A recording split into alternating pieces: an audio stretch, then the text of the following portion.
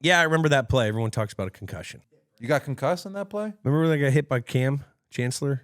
That explains everything. We brought in, per request, a 4-time Super Bowl champ, 5-time Pro Bowler. He needs no introduction. Well, then why did you say 5-time Pro Bowler and 4-time Super Bowl champ? Because I don't know why. We got Roberto Gronkowski that's what on I'm here. talking about, baby. We're going to go back and look at another unbelievable game. One of our favorite games, Super Bowl 49 versus the Seattle Seahawks. Our first Super Bowl victory. We had a roster, dude. This was a special group. It was our first. Everyone thought the Patriots dynasty was over. They thought Tom Brady was done. The Legion of Boom. This was a generational great defense. Yes, they were dogs. And Curse made that weird back catch. I'm not going to lie. At this point, I'm sitting here like, this sucks, man. How much time we're going to get the ball? Are we going to go back out in the field? What type of plays are we going to run? That was so crazy. Are they going to score right away? And Malcolm Butler. Man, this is bringing back some freaking great memories, bro. Some great memories.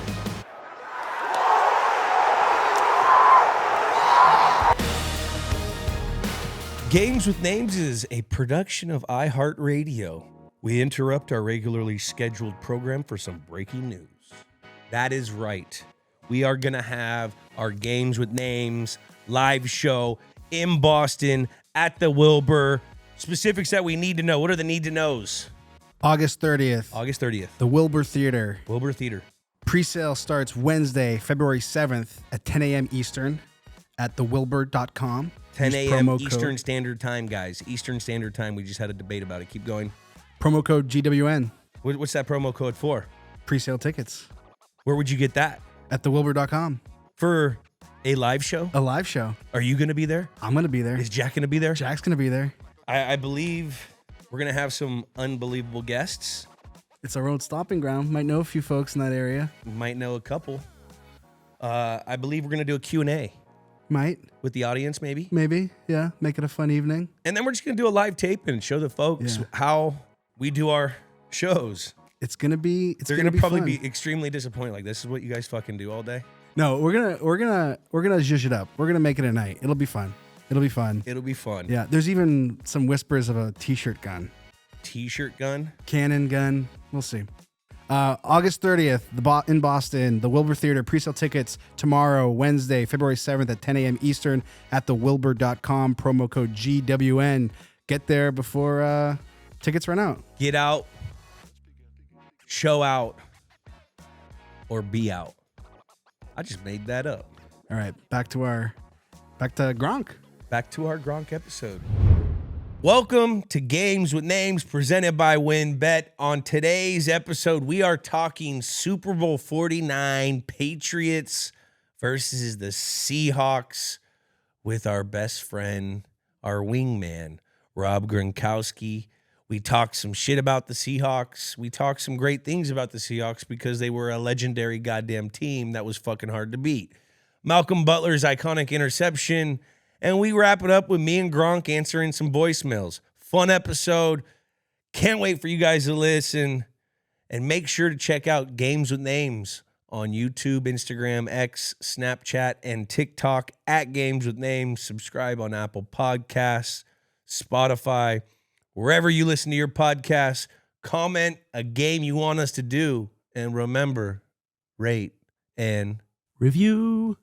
Call in at 242-291-2290 and leave a message of some great game wrecks. I want to hear some crazy old war stories of you watching a game of importance or just some crazy shit, whatever. We want to hear from you. It's been awesome to hear these calls. You guys are crazy animals. Games with Names is brought to you by WinBet. WinBet brings the excitement of Wynn Las Vegas and Encore Boston Harbor to your phone. Join WinBet today and bet with the official online gaming products from Wynn Resorts. Let's go. February 1, 2015. University of Phoenix Stadium, Glendale, Arizona. The Seahawks are down 28-24 to the New England Patriots. With 26 seconds left and the ball on the 1 yard line. Russell Wilson drops back. This is Super Bowl 49. Wow. It sounds like we should be on the mic. Welcome to Games with Names presented by WinBet. And today, fellas and ladies, per request, we brought in the 4-time Super Bowl champ, the 5-time Pro Bowler. He needs no introduction. Well, then why did you say 5-time Pro Bowler and 4-time Super Bowl champ? Because I needed to build up some. I don't know why. We got Roberto Gronkowski on I'm here. talking about, baby. We got Roberto Yo Soy Fiesta Gronkowski here in the studio, and we are gonna go back since last game we did was there's a little weirdness between everything. We're gonna go back and look at another one. Another unbelievable game. One of our favorite games. You know, it's kind of like the game that you may have lost your virginity to. Mm-hmm. You know, we're going back to Super Bowl 49, Patriots versus the Seattle Seahawks, defending Super Bowl champs in Super Bowl 49. Our first Super Bowl victory. I would say it was like we lost our virginity with this game and liked it, because we lost our virginity when we went to the Super Bowl in 2012 versus the Colts, but I mean, not versus the Colts, it was in Indianapolis, but versus the Giants, but we lost. So like, it was kind of like we didn't really like losing our virginity. Like we're born again. We were born again. We were born again. Now virgin. we lost our virginity again, and we really liked it. And then we just became dogs, and we just wanted more after. We wanted a lot more. That's a great way to think about it, because we did go to the Super Bowl in 11 when Gronk had an artificial ankle attached to his body. Guy couldn't walk, and we still should have won that game. But we're here to talk about Super 49. This was a crazy game. Why this game, Gronk? Why should we go over this game? To you, what is your why? Because it was one of the greatest Super Bowls in history. That's why. It was our first time we won a Super Bowl as well together. It was my first Super Bowl I've won. It was your first Super Bowl that you won. And it was one of the best games I've ever been a part of. It wasn't just a great Super Bowl game. It was a great football game as well. Everyone contributed. It was a team win overall. Everyone did their part to win the game, from defense to offense to special teams, and just the atmosphere as well. And what was special about it is that it was in the state of Arizona, and I went to the University of Arizona. So it was kind of like a home game for me as well, being in Phoenix, where the Cardinals play. And I went to school right down the road, like an hour and a half in Tucson. So overall, Super Bowl 49 was fantastic. We entered the winning of a Super Bowl club. Yep, that club. The last thing we did, we tossed the club. The game we did, we was throwing people out of the club. Now we're entering the club, and it's the Super Bowl club. And just overall, man, we played the Seattle Seahawks as well. They were the champions the year before, so we stopped them from being back-to-back champions, which I'm glad we did that. And just overall, man, it was awesome, man. It was a fun Super Bowl. It really was, and it was a fun year as well, man. Yeah. It was like when we were in the prime of our playing days. It like was. Prime off the field, prime on the field, like just everything overall. We needed this win, and we got it. We knew we needed it for our sake of living, for our sake of being awesome. We knew we needed to win a Super Bowl, and that's why we won it. I was just sick and tired of hearing about the goddamn old Patriots. That's why I said, I mean, there's only so many times we could watch Troy Brown stripping the guy in San Diego, and Teddy Bruschi housing an interception doing the snow. Like, we had to watch that all the time. Is this the year you had that 69-yard catch for San Diego, or was that the year after? It was this. I think it was 75. It was 75 yards? I think it was 75. And I swear it was a 69-yard touchdown for San Diego. Let me do some digging on I don't think it was 69, but I do remember in the huddle you talking about. Was it this year, right? I think it was this year. It was in in San Diego when we stayed out there. Diego. Yeah, when we stayed out there. It was one of the best years, man. And it was also the year where everyone thought the Patriots dynasty was over. They thought Tom Brady was done playing. We absolutely got blown out versus the Kansas City Chiefs on Monday Night Football. Teeth kicked in. In Kansas City. What else? We lost like 33 to like 10 or something. 41-14. 41-14. But you never gave up. Yeah, we We didn't give never up. gave up, according to Coach Belichick in the Do Your Job documentary. We lost. Who else did we lose to already? Because we were 2-2 at the time. We lost to someone else. Dolphins to start the year. Yeah, the Dolphins in to start Miami. the year. Yeah. In Miami. Need some fucking calories, Ted. It's hot. So hot that game. I was actually coming back off of a knee injury as well. A blown out ACL, MCL. Was it my forearm as well? I was coming off of a forearm injury. What else? A back injury.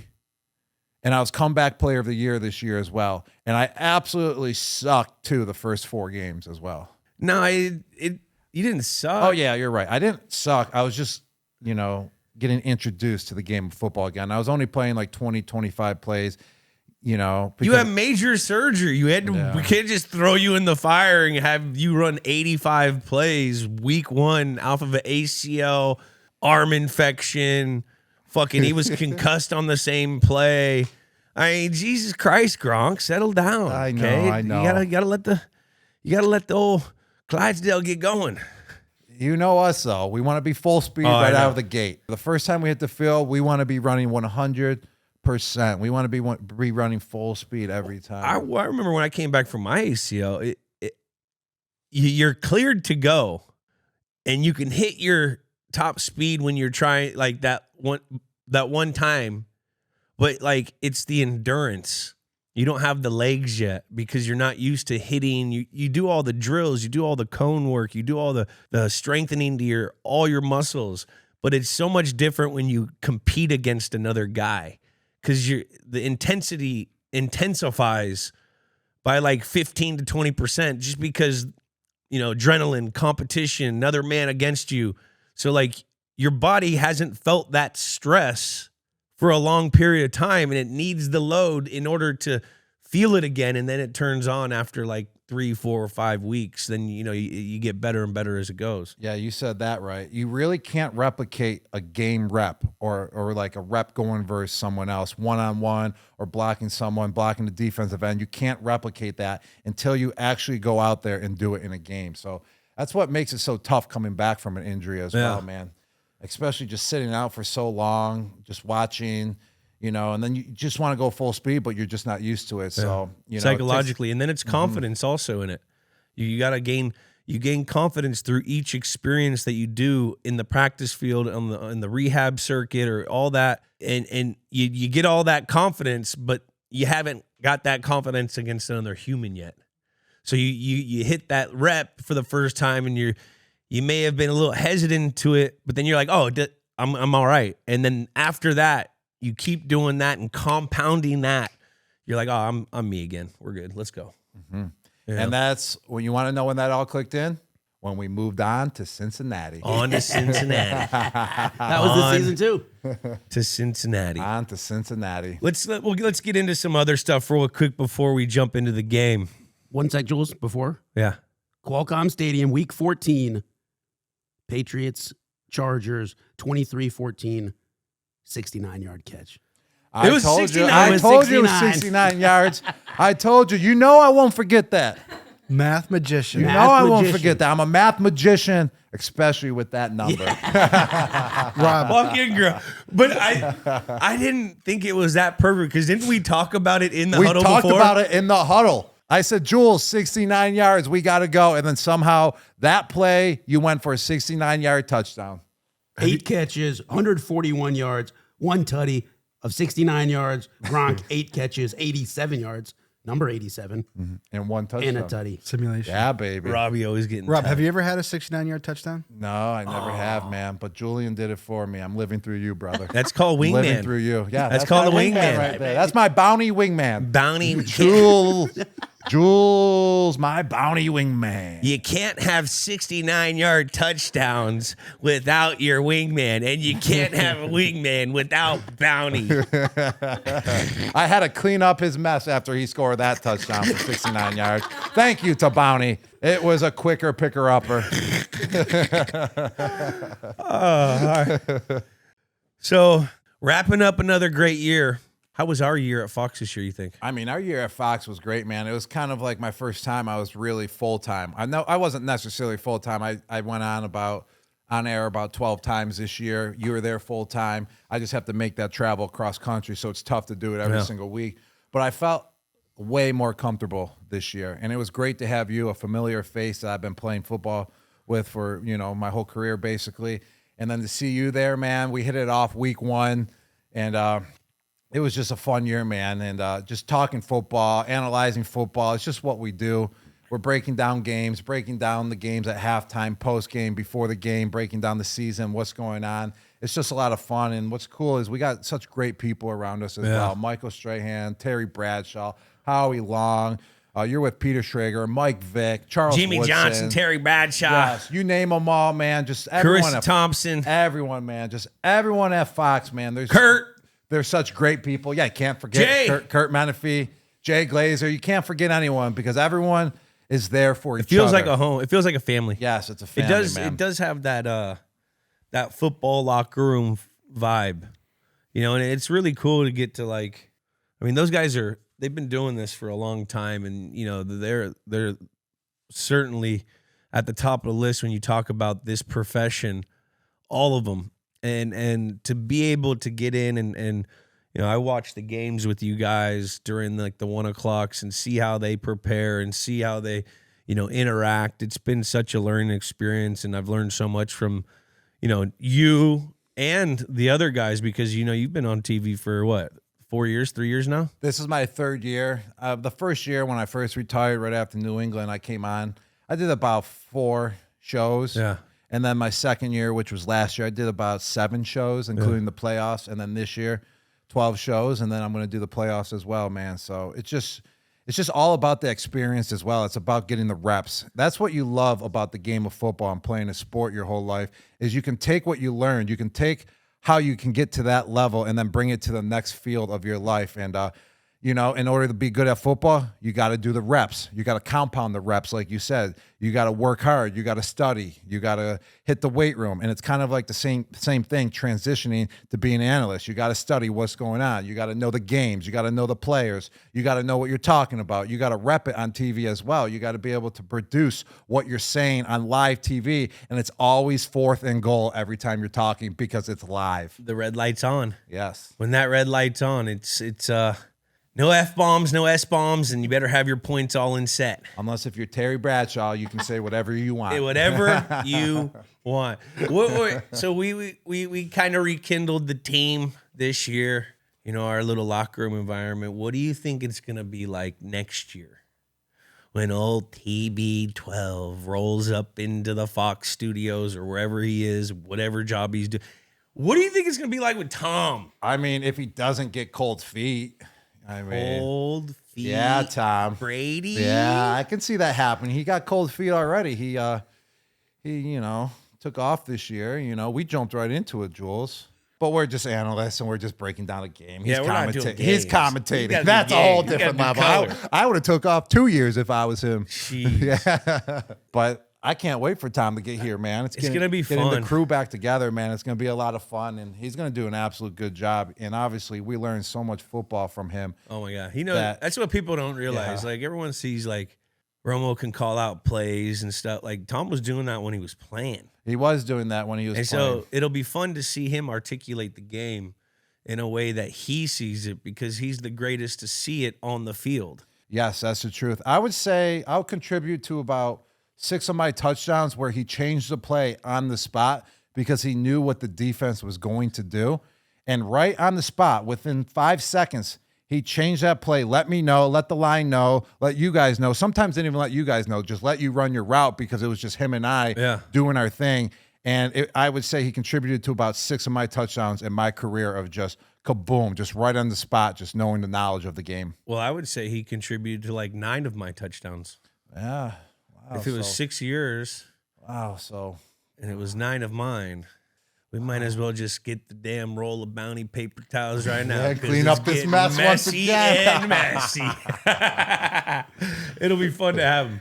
Let's segue over to old February 1, 2015. Let's go back in time of the date of the Super Bowl Sunday, and go over some American pop culture. The number one movie at the time was American Sniper with Bradley Cooper. I saw it. I saw it too. I didn't like those kind of movies. Depressed me a little. I like them, man. I like all war movies. I like action movies. I thought it was a great movie. I felt bad for my guy because Bradley Cooper? Yeah, he got killed at the end. Yeah, he did. That's Spoilers. a real story. That's true, man. That is true. I don't know. I've never seen it.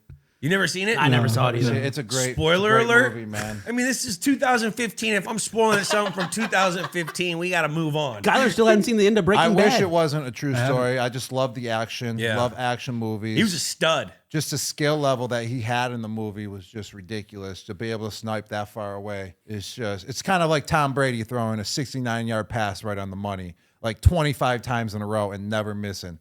Or 69 times in a row. With the 69 times in a row with the win factor playing in part of it as well. Yeah, and the wind factor could be 6 to 9 degrees. With a 69 mile per hour wind. That's a lot of wind. That's a tropical storm. Wow. Yes. And with a tsunami coming as well, a wet tsunami coming, a big tidal wave. A Johnny Tsunami? Yeah, Johnny Tsunami. Great movie growing up. Love- Disney Channel, right? Disney Channel? Yeah, it was. Yeah. Let's get Richter, dude. Number one song was Uptown Funk by Mark Ronson featuring Bruno Mars. Uptown, Uptown. Yeah. I think Bruno Mars to this day is one of the best performers, if not the best performer out there right now, man. He can dance, he can sing, he can get the crowd going, and that's what I love. Yeah, I agree. I mean, I've never seen him live. Have you seen him live? I seen him live twice, actually. And a little story is I was there right before he made it big time, and it was like right before I made it big time as well. I was a rookie. I was drafted. I went to Atlantic City. I was 21 years old, and he was performing as well. I think they got him for like $5,000 at the time, too. Yeah. He had that one big hit song, and I just watched him perform, and I was like, man, this guy is going to be big time. It was legit. Just watching him was legit. And then what little did I know, like within the next 2 years, man, he's one of the biggest performers. And I got to tip my hat to him, man. He was an icon. He could dance. He could sing. He had cool little swag with his little hat. 5'5", putting on for the short kings. We like it. Hey, when you're a guy that you don't even talk about his height, who's 5'5", that means you're transcending things. Mm-hmm. That means you're bigger than what you think. Mm-hmm. Around this time, Netflix and chill became a thing. You ever use that one on a text?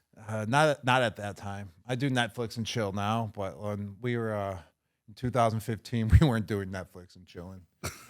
Yeah, we were out at practice going ham after practice, playing ping pong, playing cornhole.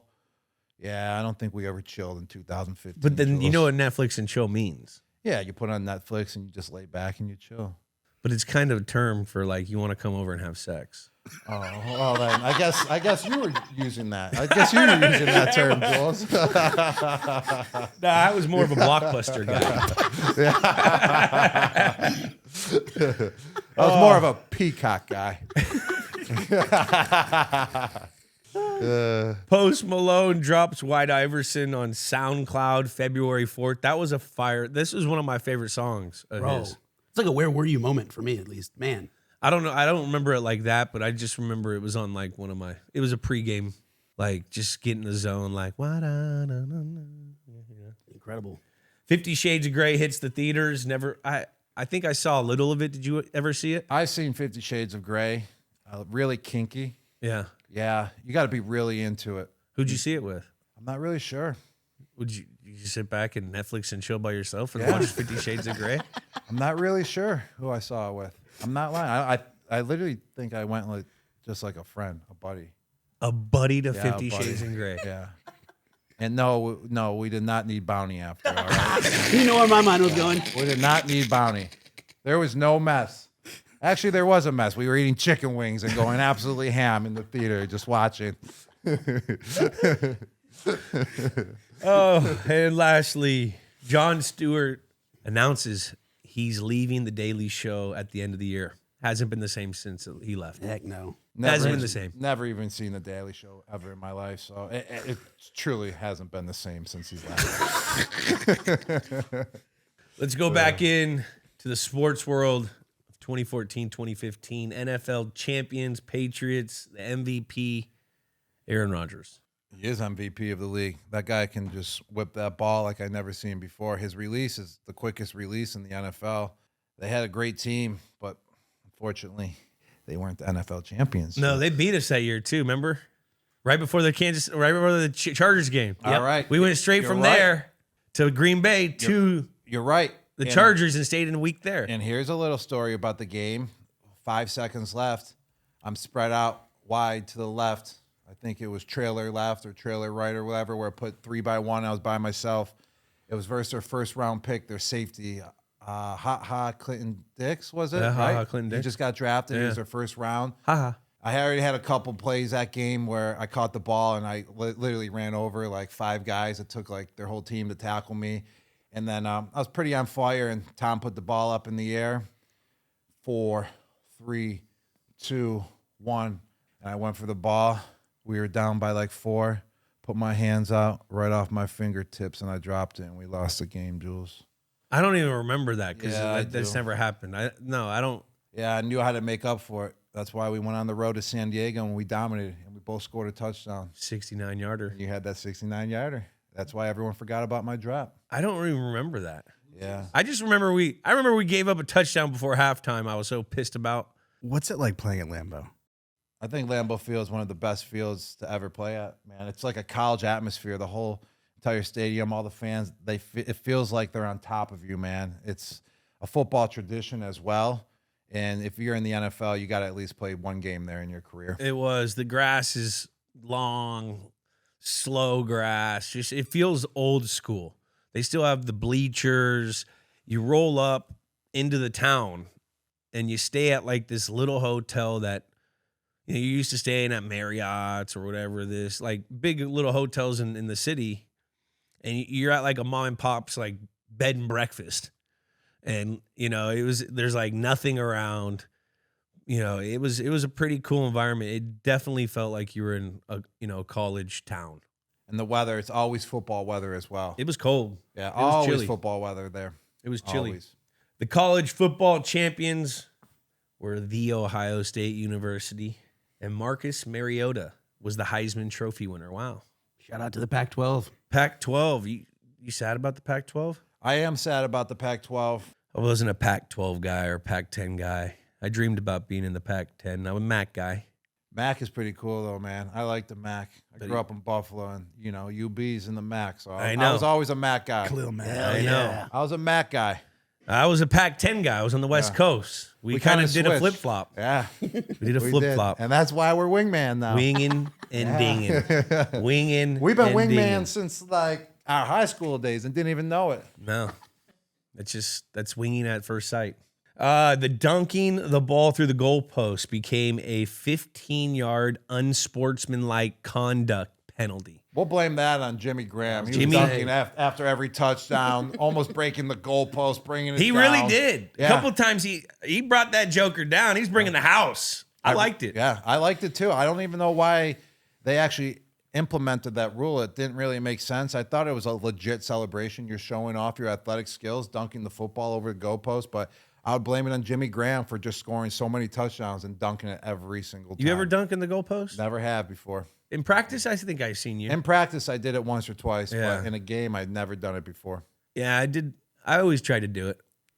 I always did it a little here in practice. I should have got on my knees and then you jump off my back and dunked it. I That would've can been get pretty up cool. there. You can't Billy get Oil. up Give there. me, hey, You can't get up I there. get up there easy.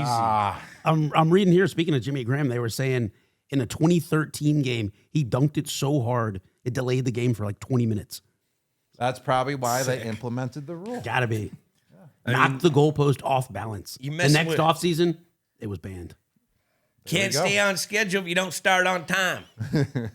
And when you have a 20-minute break, those commercials. And shout out to Jimmy Graham coming back to Still football, playing. age 36, scoring some touchdowns this year, man. Pretty impressive. It is. Pretty impressive. What would happen if Shaq scored a touchdown in the NFL and dunked it on a goalpost? There'd be no more field goals that game. They'd have That's when Double J's and the field crew are coming out, putting a new damn field goal post up. And you know Shaq's not windmilling that thing. He's going with 2 Oh, hands. it's a 2-hand slam. Oh, Shaq Daddy bringing it down. I would love to see that. Paul Pierce signed with the Washington Wizards was a little weird. Weird. That was weird for us. That is weird. It's really weird. You ever hang out with Paul?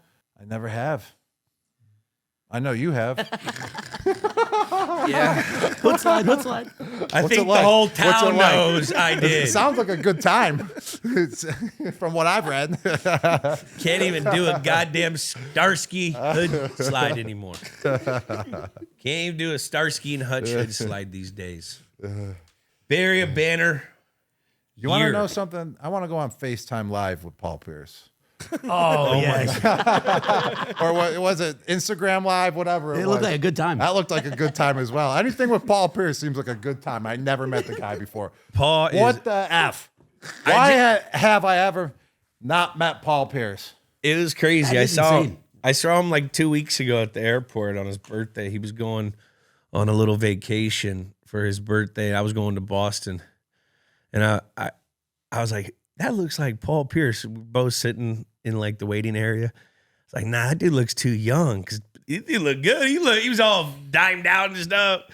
I'm like, nah, that ain't Paul. That dude looks way too young. So I text Paul Pierce. I'm like, yo, Paul, you at the airport? And then I didn't get a response because I have a new number. I go, it's Edelman. And I still didn't get a response. And then one of his homies looks over, and I look over at him. We lock eyes, and he goes, I go, is that Paul? And he goes, yeah, it's Pierce. Come on, Drew. So I walk over. I'm like, yo, bro, I didn't even know that. We just kind of dapped up. We talked about the whole thing, but I saw him recently. It was crazy. I love him. I love him. Never met him, but I love him. He's a dog. Let's go to our socials in 2015 at this time. R.I.P. Stuart Scott. My prayers go out to his friends and family. He was a huge part of delivering sports.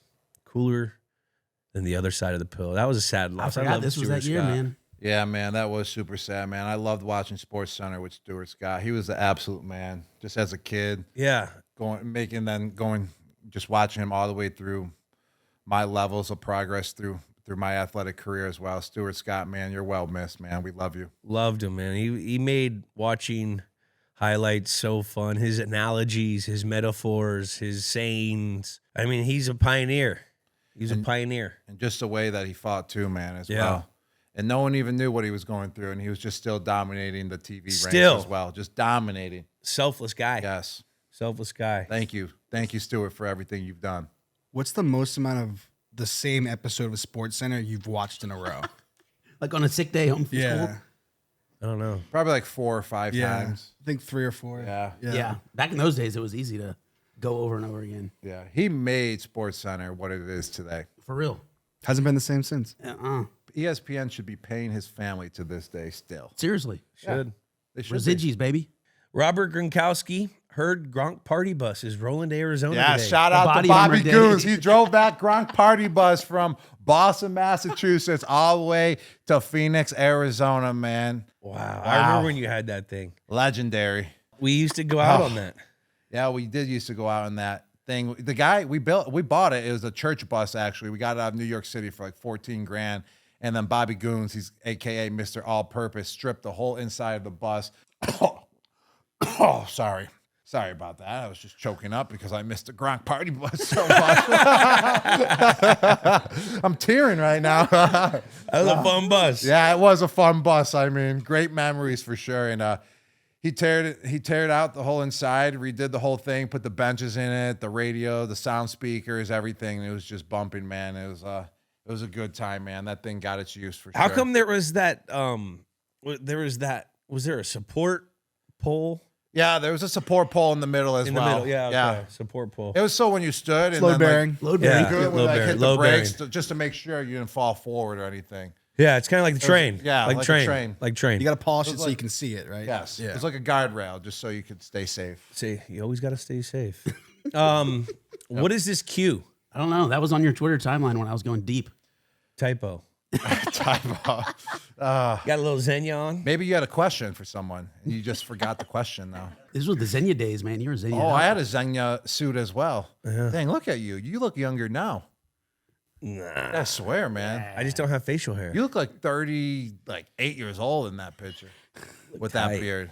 Look at that. Like professional. You look really look professional. like a fucking as well. assassin. Yeah, you Look like do. Look like you should be on, in movies. I look like I should be hanging next to John Wick, ready to just take out some fucking Looks bad like guys. you should have played the part in American Sniper instead of Bradley Cooper. No, Bradley Cooper. No, don't talk like that about Bradley. I know, but I'm just saying that's how good you Even look. though he's a Philly fan. We all did that at the same time. How would you describe your social media habits in 2015, Rob? Oh man, that's when I used social media like freely, in 2015. I used to do like Gronkisms when social media first came out. I don't know exactly what the Gronkisms were, but I think one of them was like, you can't lose your keys if you leave your keys in the car, but you may lose your car. Yeah. Wise. It's Wise. Very wise, because Aristotle. I had never brought my keys Some would inside say. the house, and then I was like, I can never lose them because I always lost them when I brought the keys inside the house. Yeah. And then You gotta have a key spot. Yeah, and the key spot was inside the car. That's a good key spot.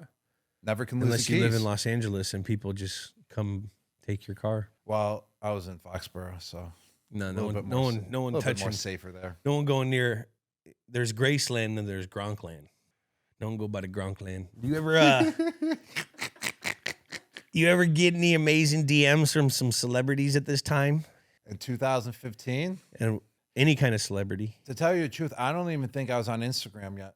I think I got on Instagram in like 2016 or 17 after the Super Bowl. Yeah, And to tell you the truth, I still wish to this day I never got on Instagram. I know. Then I would never have to worry about it and be like, I just never got on. So then no one would ever ask me why, like, okay, can you post it on Instagram? They'll be like, oh, Gronk just don't have an Instagram. Or yeah, like you don't have to think about it then.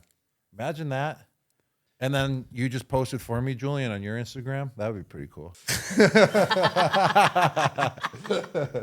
Let's get into the game, Jax. Can you set the stage about this ferocious Seattle Seahawks team defending Super Bowl champions that have the Legion of Boom? You just did it for me, brother. Oh my gosh! Wait, did we have Darrell Revis? This was the No. Super Bowl. No, Yeah, yes, we did. Yes, We yeah, did. Darrell Revis was on our team. and we had correct? Browner. Yeah, And Browner. Brandon Browner. He had was one of part their of the guys. Legion of Boom, He wasn't was. he? He was. He was like the Founding member. original, but the Legion of Boom was still going even Oh, without they- Brandon Browner. They were And good. it kind of got to that point where like then they just attributed it to the whole defense. So like it didn't really have that much meaning. You know what I mean? Like everyone got to be the whole defense just became. Yeah, called but the it was Legion of Boom. truly led by Cam Chancellor, Richard Cam. Sherman, and Earl Thomas. Earl Thomas was a Yes. fucking torpedo back there at Oh this time my in his career. gosh, man, he was a missile. He used to come downhill full he was fucking a torpedo. He was fast here. He wasn't, he got older and he became more of an instinctive player. But when he was young and this time, man, he was like a 4-3 guy. He was. Earl Thomas put me out of the season.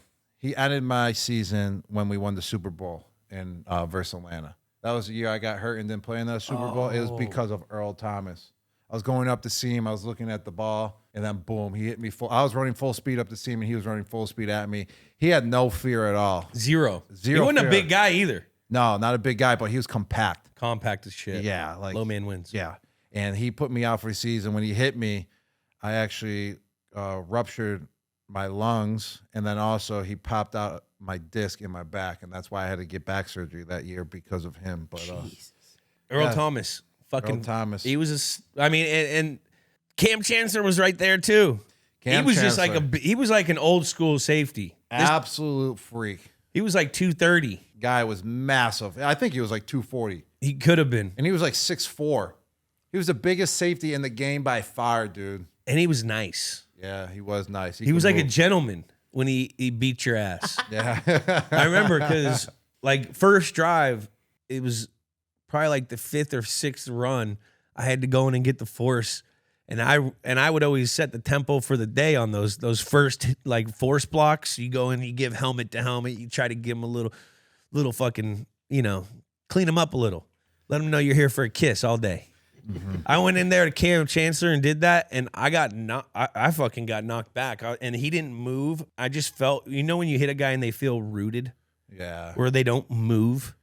Usually, and I have like usually a little power where I can get into a guy. I hit him and I knocked myself out a little.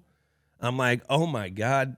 And he goes, hey, young fella, it's going to be a long day. Something like that. He said something like that. So the Legion of Boom was consisted of a tree trunk, which was Cam Chancellor. And then they had the missile, Torpedo. Earl Thomas, or a torpedo. And then they had the fancy playmaker, Richard Sherman. That's a good summation of those three. And Mitchell was good too. He got hurt after that pick. That was Lane. Or Lane. Jeremy Lane. Who hurt him? Lane. Lane was pretty good. What happened to him? Yeah, what happened to him? Who hit him? What happened to Jeremy Lane, Jules? I don't know. What happened to him? He made an interception. I made a tackle. And then he got hurt? He tore his ACL and broke his arm on the same play. Damn. Jesus. That sucks. That's like me tearing my ACL and MCL and then having concussion. Damn, that's football for you, Football. man. A little more on this Legion of Boom. Only lost one game by more than 7 points when all three of those guys started. 81 games played together on one team. That's tied for second with Brian Dawkins, Troy Vincent, Bobby Taylor on the Eagles. And then this trio also combined 14 Pro Bowls, 6 All-Pros between 11 and 17. So these guys were... I remember we went up there and remember in 12, we had to go play them and they came back and beat us. Yeah, we were up, I think, at halftime by a good amount. And then they came back. That's when the Richard Sherman meme came out. And he went up right into Tom Brady's face. You like that? Or you like what was it? That's You when mad, Richard bro? Sherman You mad, became- bro? You mad, bro? Oh, you mad, bro? You mad, bro? That's when Richard Sherman became Richard Sherman. That's when he because he did that. Crabtree, beef, all that. He was, Richard, he used to get into it. We got into it a little bit at in this game. He's Oh, great. yeah. I I mean, played with him my final year in Tampa. He's man. cool. Great guy. Love Richard. He's one of those guys you hate him when he's not on your team, but you love him when he's on your team. Exactly. Like You you're got like, that that's right. our asshole. We love that guy. Yeah. And before we get off the Seahawks, this was Russell Wilson's third year in the NFL. Threw for 3,475 yards, 20 TDs, also ran for almost 1,000 yards. This was third year, Russ. He was cooking, coming off a Super Bowl win. And the 8 rushing touchdowns. 8 too. rushing touchdowns, nothing to scoff at there, but it was beast mode in the backfield, and then kind of a little bit of a no-name wide receiver core, if you will. No disrespect there, but all free Baldwin agents. was good. Baldwin was good. Baldwin used to ball. He had a lot of production for a lot of years. And then like my bad. Baldwin. No, I'll put a little love on Baldwin there. Traded Percy Harvin in the middle of this season. That also, which is was notable. that could have been a factor. Yep. They needed that, but they had those guys that made big plays in the seams. Mitchell, Matthews. Matthews. He only came up. Curse. They had the Curse. long boys. Jermaine Those Curse boys was are decent. long. Yep. Luke Wilson, tight end. They had dudes. They Ricardo had a Lockett. good team. They had a good overall Well, team. Marshawn Lynch. but led They by had their fucking defense. Marshawn Lynch, guys. Yes. Yeah, I mean the defense gets all the love, but no, the Good defense with a team that could run the ball. defense led by DC Dan Quinn. Sorry, jeez, I'm thinking MCDC. That's why we call it the Seattle Six, remember? And then now every team runs it. That cover 6 that they run, that 3 deep. Hate that coverage. I dude. hate that coverage. Hate that coverage. We run the stupid same play every time. The crosser, the under, and you know what I mean? And then every time I go deep, I'm covered because it's 3 deep every time. Yeah. With the 2 corners and the safety. Oh, the worst coverage ever. I would just run up and down the field, dude, and never get a pass. You gotta like pick it apart. It takes a lot of because they were so good at staying tight as a defense together. Everyone worked together. Everyone was on a string. So as soon as the ball snapped and they saw it was passed, this guy was flying here, he was flying there, and so they would get to their lane, their zones very good. So one of the main coaching points of this game was it's going to take a lot. The running backs will get the ball a lot because they have a lot of coverage and they could get after you with 4 guys. So what we're going to have to do is we're going to have these long methodical drives. And once you get the ball, because they are so tight knitted on a string, you get vertical. You have to get vertical because they pursuit. That's the Dan Quinn system, the Seattle 6, that zone coverage, which is like a matched zone where it plays man on the outside, but it's still zony. And then once the ball is thrown, everyone converged the ball. Everyone, rushed the ball right away. So like that was like the main thing. You get the ball, get upfield, go, because they're going to be right there. You remember that? Yes, I do remember that. And then every once in a while, this is when we took advantage of them. And I don't know why they did it, is when they went into cover one. Yeah. They did a lot of coverage one off of that, what you were talking about. And then that's when we made our big plays, especially in the Super Bowl. And that's when Gronk scored his touchdown right before half. I'm sure we'll get into it, but we had the formation indicator. When you see the linebacker, number 50, who was it? Bruce Irvin. Was it Bobby Wagner at the moment? I think that was over Wagner, yeah. Yeah, it was over I think Bobby over Wagner. So it was Wagner. Once you see Wagner's all the way out with the tight end, I mean, that's your indicator. It's man coverage, because if a corner's out there, then it's back to that Seattle 6. So, that was at that time in the league, you had these formation indications that you would use before the play. And then we can't forget also about their D-line. D-line was fucking led by Bennett. Cliff Michael Bennett. Averill, Michael Bennett. Now, what about their linebacker core as well, man? Wagner. Yes. Malcolm Irvin. Smith. Oh, actually, I think my touchdown was over KJ Wright. Yeah, it was KJ Wright. Yeah, it was KJ Wright. It wasn't Bobby Wagner. I was wrong there. It was KJ Wright, who was a heck of a linebacker at the moment, too. I think he was one of the best linebackers in the league. This was a generational great defense. Yes, they were dogs. And they were a dangerous offense that could run the ball down your fucking throat with Marshawn Lynch, who took everyone to tackle. And then Russell would go back, make 3-4 people miss, throw it down the field, have those lollipop fucking long balls. And that was their formula. That was their formula. One play away from back-to-back Super Bowls. One giant play. Yeah, away but I from- don't look at it like that. You can say that about so many games. So many games. True. Should we get into these Pats? Let's get into Pats. The Pats, We were 12-4. Forget that. the Super Bowl champs, Super the Bowl Pats. champs. Matty P leading the defense. Mickey D's OC. Jimmy G's rookie year. James White's rookie year. Those guys. Man, that's crazy. Those are two head coaches. Crazy. Dayball on this staff. Another head coach. Oh, that Brian was Flores when on the staff. Trent Dilfer went off too about the Patriots dynasty's over, Tom Brady's over. That's when we called Trent Dilfer the Trent Dodo last time we were on Games with Names. Yeah, that was the same year. He's probably coaching some quarterbacks right now. He's down there at UAB. Is he coaching? Yes. What is he, the He's OC the head coach. of UAB? I believe so. Trent yes. Dilfer? Yes. No way. Good for him. that dog. insane? Yeah, Wow. I mean, the guy loves football. think he he- knows it. You think he could recruit as well as Deion Sanders? No. Yeah, let me go play for this game manager.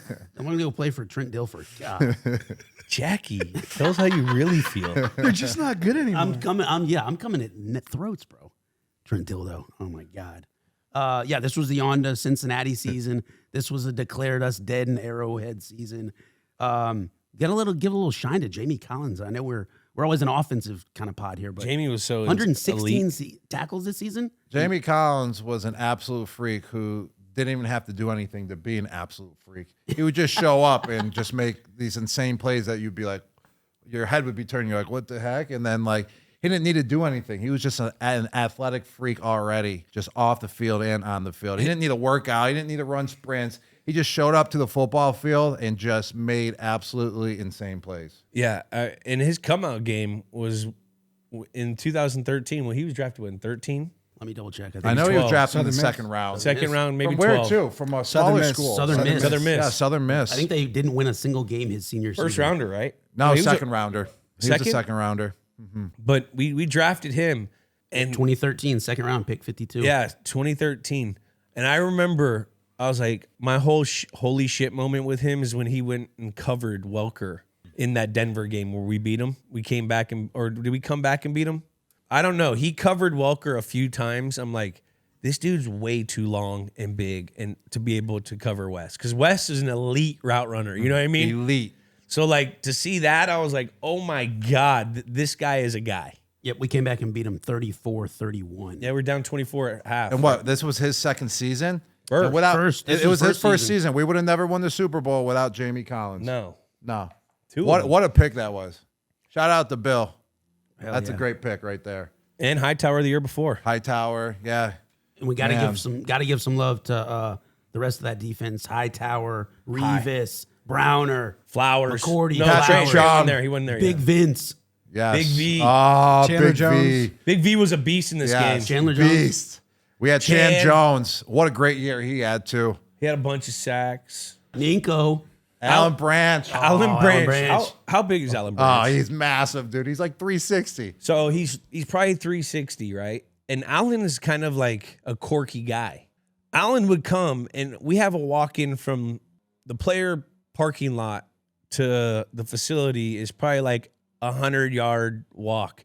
Then you have like another 60-yard walk in the hallways. This motherfucker Alan would be coming around on an electric skateboard. This big-ass 365-pound guy would come He on an would electric skateboard. He'd have his backpack on, his earphones on, like he's going to school. And he'd be rolling 150 yards on this electric skateboard, and he'd be going in the halls. And people, I remember Bill's like Alan, what the fuck are we doing here? On his rocket power. Remember float. that? I do remember that. It was a sight to see. It was so funny to watch him. Bro, 6'6", 350. They're listening to me. I don't was know how that generous. skateboard didn't break. I know. It was crazy. Dude, what about Blunt? LeGarrette Blunt. LG, Shout out to baby. Bolden, man. James Devlin. Man, Shane Vereen, James White. We had a roster, Pat It's a dude. young James White. Yes. What we had? What was Stork? Stork. Brian Oh, Stork. Stork. Also. It was like he played like what, 2 seasons with the Vollmer? Patriots? Yeah. That was I think 2 This is his seasons rookie of his year. career. picked Stork.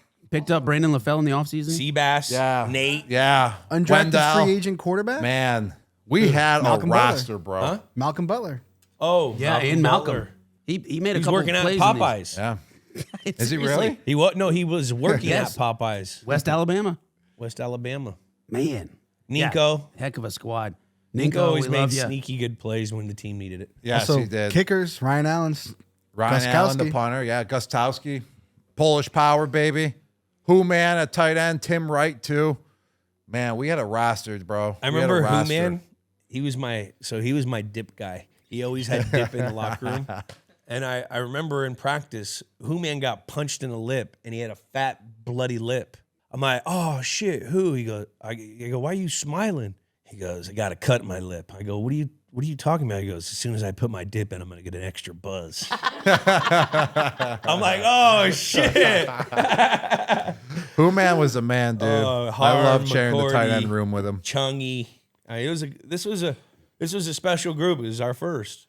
It's time for the Bounty Wingman question. Bring out the wings. You can't have football without wings, brother. And you can't have wings without. Bounty. You got that right, bounty. baby. You got that right. All right. This is a segment where we bring out a pair of wings or a bunch of wings. All right, where's the blue cheese, brother? Where's the blue cheese? Are we out? Are we in? Well, we're not in Buffalo, so ranch is fine outside of Buffalo, but bring it out. Ranch or blue cheese counts here in LA. But in Buffalo, you know it's blue cheese only, brother. You know that in Buffalo. blue Oh, cheese is that the only. deal? You get shot if you ate ranch in Buffalo. Literally. What we got here? Buffalo wings? Bounty Wingman question is, what do you think our best moment on the field together was? We've had a lot of great moments on the field, Jules. I mean, we've already talked about one of them. The 69-yard touchdown you had in San Diego, and I was in the huddle 10 seconds before saying, we need 69 yards to score a touchdown. And you scored 20 seconds later on that play. That was a big moment, but I think another big moment, man, these paper towels are so awesome. I love paper towels. I think a great moment was the double pass. Oh, the double pass was legit, too, because that was this year as well, wasn't it? Yeah, you were the lead blocker. I And was you were the the lead first blocker. guy I celebrated with. I just remember after I threw it, I thought I overthrew him, and it all happened super quick. And the Well, next thing I remember good is thing Gronk Dan- like, picks me up like a fucking little third grader. Good thing Brings Amendola me is up. so fast as well. 'Cause you did overthrow him, but I thought I Dola just has speed of lightning. Oh my God. Yeah. Gronk picks me up like I'm Baby from Dirty Dancing. And like lifts me up, and I was like, yeah. I think that was a great moment. That was a fun moment. That was a great moment. That was one of our best moments. Or the hit. Oh, or the block you laid out for me on the touchdown versus the Colts. That was a good moment. That was a great moment as When well. you cut back. Mm-hmm. That was good. Those are some good wingman moments. There's no number one moment. We just have a lot of moments together. A lot of great memories. My favorite memory off the field as a wingman was when we were sitting on that golf cart still in Nantucket, and the freaking thing broke, and we fell on the ground. It was all over Barstool. You know how many people sent in videos from that day from Fagawi? I've got like 15 different like Fagawi tapes that we'll have to run by you guys because we want to post them. What, after the last games with names? Yeah. And then everyone People just sent them been in texting after them in. listening? Yeah. I love it. Release the Fagawi tapes. That was when I was dancing to Justin Timberlake, one of his songs. What was his big popular song at that moment? I got the feeling. Yeah, I got the feeling, I think it was. And he tweeted back at me like, "Nice dance moves, Gronk." And I was like, "Oh, I made it in life." Justin Timberlake just retweeted I think we all remember that. We were all in the locker room. Yo, you see JT text Gronk? Yeah. And we were just freaking going ham. That was fun. That's why I was good at football, because I was working on my footwork when we were in Nantucket. You said that last time we talked about that. Every You said time we went out. because we danced, we had better footwork. Yeah. That's why no one could guard us. And that's the bounty wingman question. All right. What do you remember about the game plan of the Super Bowl? You know, Jules, I can't really tell you, because I remember bragging to my friends the morning of the Super Bowl game, and I looked at my notes. I had 2 notes, 2 bullet points only. I couldn't even tell you what the 2 bullet points were. And I told my friends I'm going to have a great game. I think I know what they were.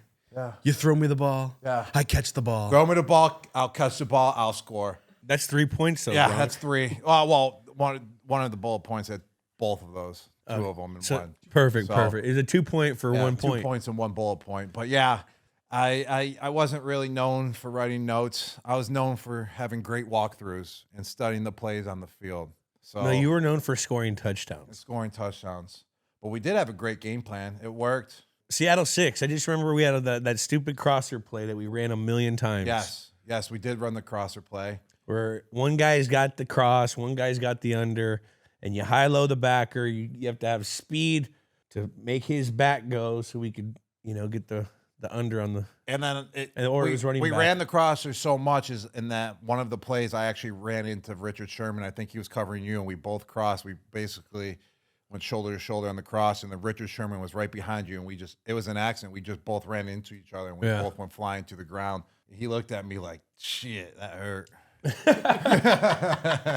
Let's get the lead up to the game, Jackie. All right, the storylines going into this one. These were the top seeds in each conference, NFC, AFC, both number 1 seeds. Seattle was going for back-to-back. Meanwhile, the Pats hadn't won one in 10 years. So they were going for the first in 10 years. Brady doing 10 years between Super Bowls, still like insane. No, you'll never see that again. Paths to the Super Bowl, double pass game. We beat Baltimore, then pounded Indy. Meanwhile, Seattle took out the Panthers. And then in the NFC title game, had to come back from a 16-point deficit. Chris Matthews recovered that onside kick. So remember that when they beat Aaron Rodgers, the league MVP? Oh my God, I forgot that. Crazy They one. had to get an onside kick. Yep. Chris Matthews, the guy who we'll be talking about in this one, he kind of came on the scene there with that clutch What a play playoffs too. for him. He was on fire. And then, as we talked about earlier, this was a little rekindling of the 2012 beef with the Richard Sherman, Brady, you mad, all that stuff. mad, bro? And it was Bill versus Pete. So coach versus successor. Pete was the last Patriots coach before Bill. Oh. Only the 3rd time in NFL history that successor has met current coach in a Super Bowl. Other 2? Weeb Eubanks and Don Shula in Super Bowl 3, and then John Gruden and Callahan in Super Bowl 37, I believe it was. Raiders, Bucks. So a little piece of successor trivia for you there. A lot of history. Yeah. Thank you, Jack. I appreciate it, man. No problem, brother. So yeah, this was also the first postseason meeting between these 2 teams, which is kind of obvious given NFC, AFC stuff. All right. Who was the referee of the game? I believe that was Bill Vinovich. This was Vinovich, I believe. Who was the halftime show? Come on, Jack. You got all Katy the Perry, answers. Lenny Kravitz. Oh. Those are extra long halftimes, as I recall, right? Did you ever 45 see any of the minutes. halftime shows? No, I never seen I don't any. even remember our halftime shows. No, I don't remember any of You them. didn't do a McPherson? McPherson, yeah. Kick Fearson, remember where the punter 2 years ago or in Miami went the Kicker. little He was watching Snoop in Oh, them. yeah, on Cincinnati? Could you Yeah, that was imagine? nuts. What was he thinking? What was he thinking? He's like, bro, I want to see Snoop that I bad. mean, Snoop was performing though. Could you imagine someone leaving halftime of ours to watch the Super Bowl show? You wouldn't be playing the second half. Bill would put you right on the bench. Right on the bench. Yeah. Instant out. It doesn't matter what type of first half you had. I remember deep in the Games with Names trivia bank here, Michael Irvin said he did the same thing in their Super Bowl to go catch a glimpse of Michael Jackson. Yeah. It was great. He said he was taking a dump and he just ran down the hallway. He told everyone he was taking a dump. Wild though. So we go in this game and we're driving right away. Was it that the first drive? And then Tom threw a pick in the red area. The Jeremy Lane interception. Jeremy Lane. Oh, that's what happened. Yeah. Remember I we were do driving. remember I that. felt like we Yeah. were driving. We were driving. It was a little feeling out, were. little chess match early in the first, scoreless first quarter, couple punts in there, and then we finally got something going, and Then then we got something going. into that And then pit. right before half, this is how I remember the first half. We scored. LaFell scored on the slant. Then they came back There was another pick too. Yep, later on. Yeah, Tom threw 2 interceptions. in the first half. I think it was in the third. Yeah. Let me double check. 4 tugs though. 4 different receivers too. And then I remember right before half, we had a great last shot situation where we were trying to take as much time off and get points. That's when we got that man look with Rob and 50 across from him, and Rob ran the go and smoked him. That was like our first play of man coverage that we got, I think. Yeah, it was. It was right. No, right, it was right at second end of because the I half. had that third. All right. There was a third downward on third and short and medium. They were notorious for that. I think man. that's where they went wrong in that game, because then on our final drive, when you scored the game-winning touchdown, they did man coverage again. But that's A few when times. That's when they were using the man coverage in the red area. Remember? Yes. And that's when we put in X return spin. Yes. We put that in the night before the game because our coaches were like, we think we could get more man in the red area. We didn't rep that play. We put it in on paper and we did it in the walkthrough. But right before half, Rob scores. They had like 25 seconds or something. And then all of a sudden, they drove the ball, got a penalty, and then they scored with like 2 seconds left before the half. And that was like they were getting the ball at halftime. And that was kind of like a little momentum swing right there. 6 seconds left from the 11. Yeah. Pete goes for the end zone. And they scored. Chris Matthews. Well, you guys kind of dominated a lot in the first half. I felt like we had their number, but they made great plays. And that's the type of defense they were. You had to earn everything against that type of defense. They were going to bend. They were going to let you go, but they always banked on teams to make mistakes, throw turnovers, let their defensive line get after the quarterback, make him make a bad decision, and get an interception. Like, that's what they relied on, and that's what happened twice. Even though we were driving the ball, we throw 2 picks, and that's nullified. So even though we felt like we were making hay, in that first half, the points didn't show it because situationally we weren't playing the game the way we needed to. Well, Russell Wilson didn't complete his first pass till 5 minutes left in the second quarter. You could see that their Really? game plan, though. Yeah.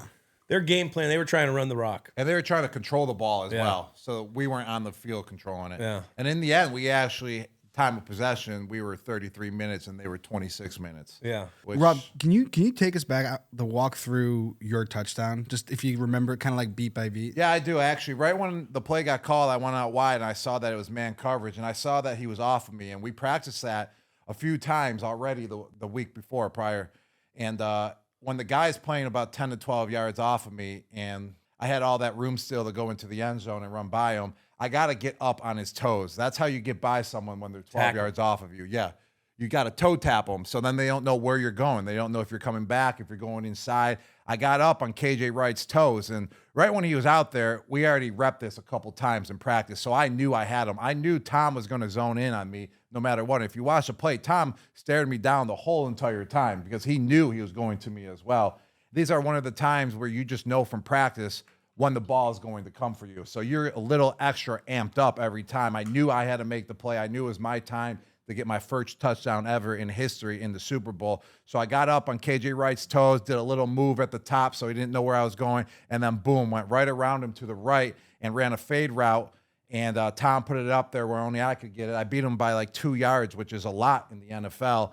And Tom put it up there, caught the ball, just squeezed it because I knew he was going to be right there and going to come in and try to pop that ball out because that's what good defenders do. And he was a good defender. He tried to pop it out, but I squeezed it hard enough, landed, and just Gronk spiked that football out of nowhere, and the crowd went crazy. I think the ball popped. The ball did almost pop that time. Well, I also wanted to ask you too, Rob. With a play like that, when you get that look, it's clearly one-on-one, you against the linebacker mismatch.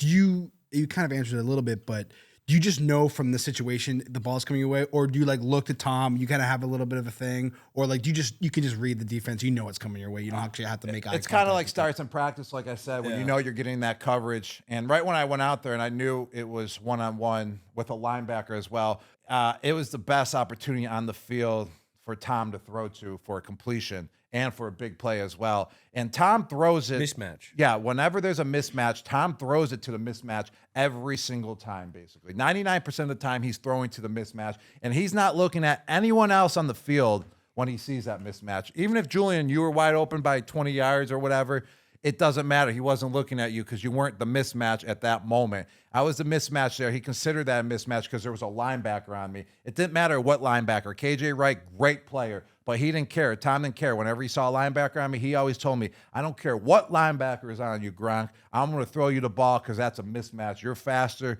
than linebackers, and you're more athletic than linebackers. So right when I went out there, I knew that ball was coming to me, man.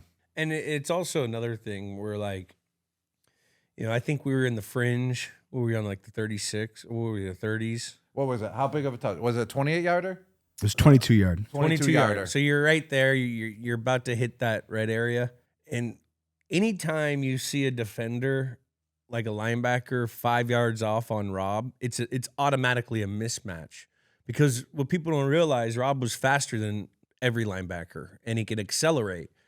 So instantaneously, once that ball is snapped and you see that linebacker as a quarterback doesn't give any ground and Gronk's going full speed, that's a layup. You know what I mean? Because he's got to flip his hips. Gronk's going full speed. Gronk's big enough to play through contact, even if the guy tries to grab him. Like, that's why it's such a mismatch. That's why we only saw that look one time. We saw that look once, and then they stopped doing it because it was a 22-yard touchdown. Yes, and like you said, I knew I already had the advantage as well. I think he would have been better off playing me up tight, up press coverage, because that's where we're kind of even. I mean, I had acceleration, but I didn't have acceleration, like an insane acceleration where I would just absolutely burn by a linebacker. But once I got going and I was in my stride, you couldn't stop me then. That's when I was lethal. And then when he was I think he was like 8 yards off of me, I knew I could get in that stride, get on his toes, make a little move at the top when I got on his toes, and then boom, went right around him for the fade route. And Tom threw a nice ball too, right on the money, man, right on the money. Even if they press, though, that's bullshit. You were quicker than him. Yeah, you're right. I was just being humble, Jules. All right. So we get tied up at halftime. 14-14. 14-14. We're in there. I don't really remember anything specific with the coach. I just remember it was kind of like we know what we have to do. Kind of the same old spiel we had heard at a lot of half times. Let's just play within the play. We can't win it all on, one play. So if we all do our job well, consistently, we'll be all right. We just got to take care of the football. And that was kind of the game plan, I think, once we left the locker room. It was the game plan. And it's basically been the same game plan that it was the whole entire year. And what's special about the Super Bowl as well is Coach Belichick gets you prepared, the way he needs to get you prepared. That's for sure. He doesn't amp up the game at all. He tells us, hey, guys, you don't need 10 energy drinks for this game. You don't need to, do this for this game. It's just another football game. We're going to prepare the same way because we prepare to the highest T we could every single game, regular season game or a playoff game or the Super Bowl game. So therefore, you go in with the same game plan that you always do. You prepare the same way. You don't do anything extraordinary to throw you off your game. So going into it, we felt confident. We felt ready to go. I felt like good coaching, like a real good coach gives you information that helps you. Okay. We're all professionals in the locker room. We don't need a rah-rah guy. That should come probably from like a leader. That usually came from like, one of the players. But when at least in our locker rooms, half times are always professional. Like, this is what we've seen. These are the 5 plays that we're going to lean on because we saw we got good tell from it, from what we did in the first half. We're getting away from this group of plays because they ain't working. They're not playing the game we thought it was. So these plays, take it out of your head. That's kind of how half times were in our locker room. You get 4 minutes right when you get in just to clear your mind while the coaches, they go and have their discussion. So there's a 4-minute grace period where guys are just kind of quiet and letting the emotions settle down. You're kind of letting everything that just happened. It's kind of like when the players are all together, then that breaks up where we go into O and D. O on one side of the locker room, D on the other side of the locker room, and you go over those plays that you think you can, make better, or that you go over certain game plans, something keys that we felt we can have going into the second half. And then you come over together as a whole unit where the coach gives you his keys of what he thinks we need to do as a collective unit to succeed in the second half. That's kind of how it was for us. It wasn't like, this one's for the Gipper type shit. It was more of, all right, fellas, we ain't doing this, we need to do this, as a team, this. 30 more minutes, put your best foot forward. We all just need to play our job, do our job well, and let's go. And that's kind of how it was. You said it right on, baby. That's how it was every week. That's how it was. Didn't change. Didn't change. Regular season, playoffs, or Super Bowl. That's how it was, man. Super Bowl was just longer. Yeah, it was longer. And he got us prepared because in practice the week before, we would practice for an hour, and then he would take us off the field for 30 20 minutes. Yeah. Or 20 minutes, whatever the long halftime was. And then we would go back out to the practice field, and we were all pissed because practice would be longer then. Yeah. And he'd make us, we have to do this little dynamic warm up. All right, guys, we practice a dynamic that we'd have to do to get our bodies rolling. Dynamic. Fucking Ivan Fears is, all right, you guys over here. We're going to be coming out from here. Ivan Fears was our running backs coach. And he'd always get up there whenever, like, the beginning of the year, we had to do our stretch lines because you have to teach everyone how you have to do pre-game routine. And so in the Super Bowl, it was always a little different too. So that's when he got his encore where, Ivan would come up there. He'd have his fucking binder paper with like the stadium drawn on the way he drew it. All right, guys, you guys come over here. The lineman gonna come here. And these lines go over here. And he'd be drawing it up on there. No one understood a fucking thing he said the whole time because he's yelling the whole time. Ivan's very animated. All right, then we're gonna get in there. And everyone's looking at him like, do you know where the fuck we're going? I have no clue. I like he's got a diagram of the stadium like he's playing in a heist. Yeah. But he would always go out there, his little fucking notebook. Out of nowhere, he'd be sleeping for majority of the halftime. Yeah. Say the halftime's 20 minutes. Super Bowl halftime, he's taking a nap as well. 18 minutes he sleeps for, all of a sudden he wakes up. Oh my God! Oh my God! I've yet to get this little moment. He was what is it called? Narcoleptic? Narcoleptic a little, I think. That's a big word, Jules. It's big for me, man. I'm a math guy, okay? I know. Yeah, we won the Super Bowl 28-24. We won by 4 points. I would see Coach. I would sometimes look at Coach Fears because sometimes he, I don't know if he was sleeping, but he was, his eyes were resting in meetings sometimes. And I've had these ears. And I would sit and look at his ears. He had the hairiest ears I have ever seen. I remember once looking at his ear hair for maybe, because we'd have like a 50-minute team meeting sometime. I looked at him for a square 8 minutes. Just looking at that. I was like, man, Coach, you need to clean. That thing's got to be a mission to get a Q-tip in there. Get the weed whacker out, jeez. Oh, man. Coach Fears. I love Coach Fears. What a Coach G. Fears was the man. Coach Fears was my dad's coach at Syracuse as well. I didn't. When he was at Syracuse. That's the living legend of Coach Fears and how long he has been around. That's incredible. Glue guy. He's a glue guy. Scar, Fears. Jeez. Ernie Adams. Our coaching staff was legit as well. So you didn't have Scar this year. We didn't? No, this was Googe. Oh, that's right. Googe was great. Legend. Games with Names is doing a live show. That's right. We're coming home. Join us in person August 30th at the Wilbur in Boston. I don't want to spoil too much, but it's going to be a hell of a story. And hey, you never know who might show up. Pre-sale tickets are available Wednesday, February 7th at 10 a.m. Eastern Standard Time at thewilbur.com. Use the promo code GWN. Get them before they're gone. Let's go. Games with Names is brought to you by my friends at WinBet.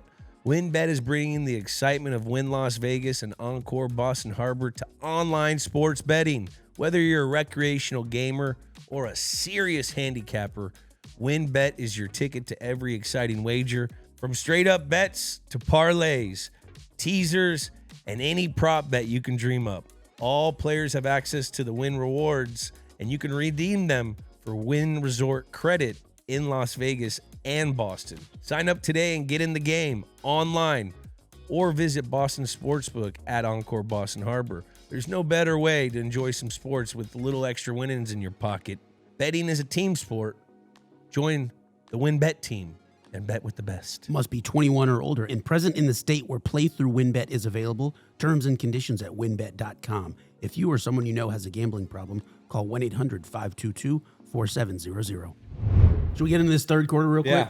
Third quarter, the storyline, Seahawks held the Pats scoreless, 10-0. They come out and get a Hauschka field goal. Then it leads to a Brady pick comes next. His second of the game. Oh, second catch. This was a second, and then that led to a long Seattle drive, and then that was the Doug Baldwin touchdown where he did the poop celebration. Remember that? He acted like he was taking a dump, and the ball was the dump. Yeah, And he got a 15-yard flag for that, though. Did he? Yeah, that's pretty bold, pulling out the poop celebration in the Super Bowl.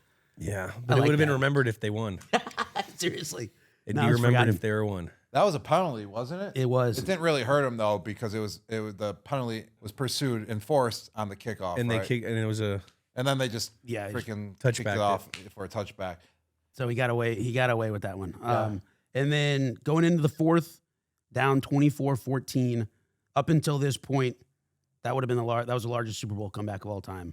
The 10 biggest points in the deficit was 7 up until that, which is crazy. Really? Super Bowl 5 when the Biggest Colts deficit in the fourth quarter? Or to come just back over- from. overall? Yeah, Any that Super any Bowl team was had 10 come back points from. at that time. Yes, it's incredible. Really? Largest fourth quarter comebacks up until this game in the Super Bowl was 7 points, Yeah. which is kind of nuts. Hey, I just came up with an idea, a kind of a play. Creative play is when you score a touchdown, like, what was it, Doug Baldwin, he had the poop celebration, and then the penalty was enforced on the kickoff. So then they're kicking off from their own 15. Oh, their own 15. All right. So then it wasn't a touchback. I don't know if it was a I don't touchback. think it was. Let me double check here. Because I thought, how did that play out? How does that penalty So play out? Hauschka, it was a 15-yarder. Field goal? Let me see. Because Did they do it on the field goal? It may have been is on the field goal. No, it's not on the field goal. It's on the kickoff. Because when is it when the guy's kicking off on like their own 40 and then they like just chip shot it and it goes out for a touchdown? The sky kicks? Yeah, but why does it happen? What's the type of penalty that has to incur for if it's that to happen? if it's roughing into the kicker or some kind of defensive penalty. Because in that opportunity, if I was kicking the ball, I would never kick it for a touchback. I would go for an onside kick every single time then. Because then the onside kick, if you don't recover it, it would still be on their like 40, their own 40 or 35. Yeah, but then Yeah. they're a play away from being from 3 points. Yeah, because this was unsportsmanlike conduct, 15 yards enforced in between downs. Hauschka kicked the extra point, and then he kicked off from the Seattle 20. All right, so So it's he usually made the it- 35. Yeah. All right. So all he right, made it never to the- mind. I don't the know what I 14. was thinking. I don't know, but I liked it. We're Yeah, you like where I was. If I it's like where I was going, unsportsman, though. if it was a You had roughing me. the kicker Yeah.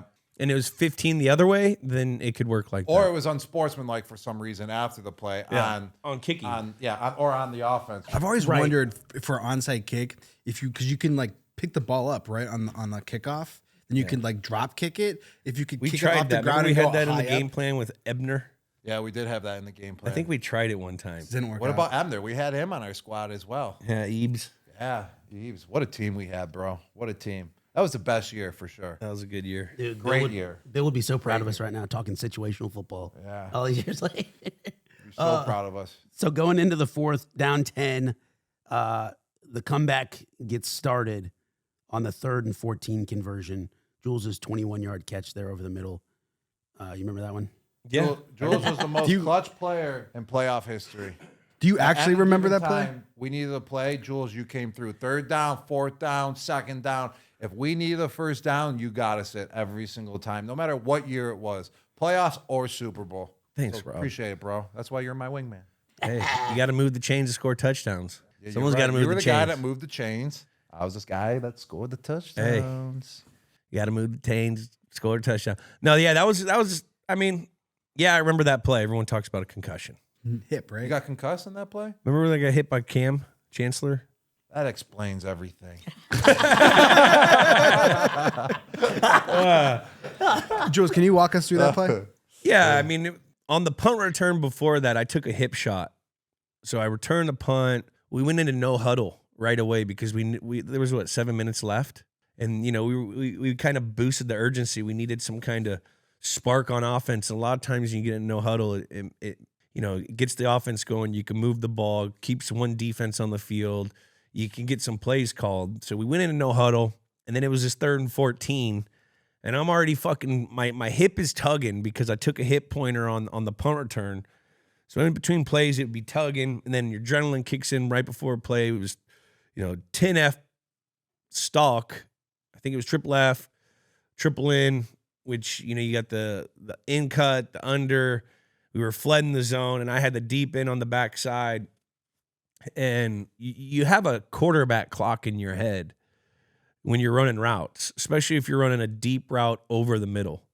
Usually that ball's hit to you on the numbers on an in cut, because you have it's middle of the field closed, meaning there's a middle field safety, and that anytime you get past that, he gets involved, and that's when big hits come. So I'm running the route, and I get to the top of the route. I'm still running. And I'm still running. And so Tom, he had to do something, gets into the pocket, steps up, and it's late in my head.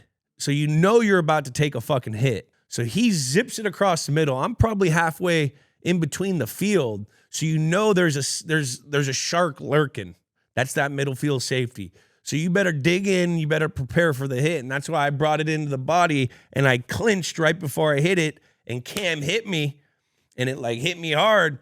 And I didn't know if I was down. I was good. I braced myself for the hit. So a lot of people think I was knocked out that play because of how I tried to get up at the end, but that's when the adrenaline kicked, my hip pulled. I tried to get up and my hip pulled. If anyone who's had a hip pointer, you had hip pointers? Nah. When you get that hip pointer, it singes on you and it pulls all those muscles in your hip. So when the adrenaline's down, that thing just starts singeing on me and I'm like, oh. And everyone thinks I can't get up because I'm staggered because of the hit, which it was a fucking hit, and I felt the hit. Don't get me wrong. Cam Chancellor's a fucking dog. But it was because of my hip, and there was no concussion. So everyone out there, oh, the concussion roll, me. Nah, dude. Take a little teaspoon of cement. Go up. You pick up your goddamn self. Matt. Yeah, toughness. Oh. Toughness, Rob. What's funny about that play is when we were doing your documentary, we tried to license that footage for that kick. It's a big play to get it into the NFL. There was no penalty called. There was nothing. There was no fine. wouldn't allow Anything. it. Legal play in the eyes of the NFL. We tried to license that footage for the documentary. They go, no shot. That doesn't represent the NFL. So it was never in the movie. No flag, though. No fine. Wild. Wild. I didn't need a flag. It didn't need a fine. No, Okay? let It's me use it. football. That But was then let me use football. it. Let me use No. it. Let me give you the money and That I'll was put it in the movie. football. It's football. They said it That was didn't a represent the football play. NFL. That was a heck of a play by you. You remember Get that? leveled by Cam Chancellor like that and to make that catch and to hold on to it. You know how hard that is? And then Yeah, I remember him grunting too. He grunted when we hit. Sometimes you hear something. You ever hear something? The guy goes, "Ugh!" He's like, "Ugh!" I was like, "Ah!" I was like, "Ee!" I remember him going, "Ugh!" I was like, "Ugh." oh my gosh. And then you follow it up with another big third down, 21-yard catch, two 21-yard catches on the same drive. They P dropped us. So what they did was when you got into that red area on third down, sometimes they had a man key where they did a lot of man, or sometimes they had a mixer where they would drop only rush 3 and put everyone in coverage, which that's common when you're getting close to the red area because there's more bodies. And with Tom not being a runner, you want more bodies in coverage. So the P dropper went on that next third down. And so I have like a juke route where you kind of have reins to do a lot of shit. And so I see the P dropper, and it's like a cardinal sin to go behind because you have a guy behind you. Football player being a football player, I went right behind him. I slid in the zone, and Tom hit me, and we got the first down. But, that's one of those things where, like Rob said, you kind of know when Tom's coming to you due to coverage. He knew on that man coverage it was coming to him.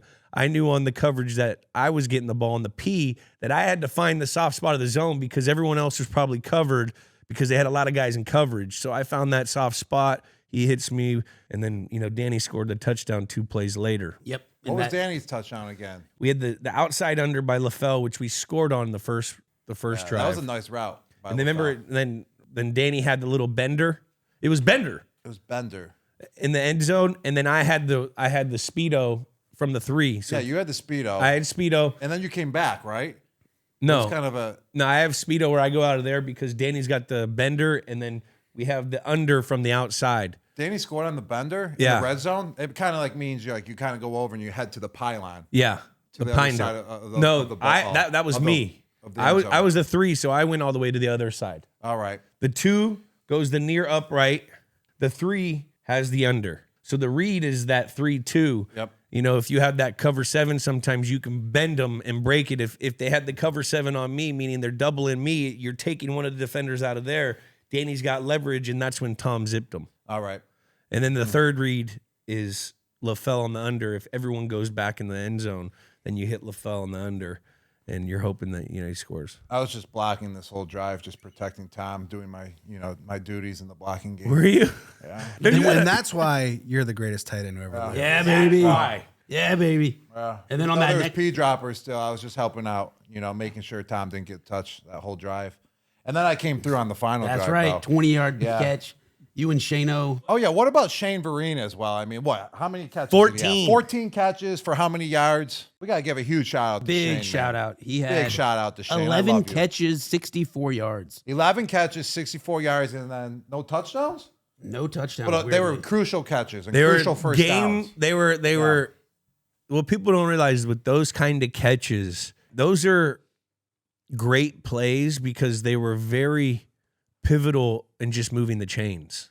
Especially with the defense, like we said earlier in the episode, this defense is a ball hawking defense that plays really good zone. They make you earn every play, and they wait for you to make a mistake. Mm-hmm. So a lot of quarterbacks, instead of hitting that check down, they tried to force it into somewhere, and that's why they had so many picks because they're in those zones, and they played those zones very well.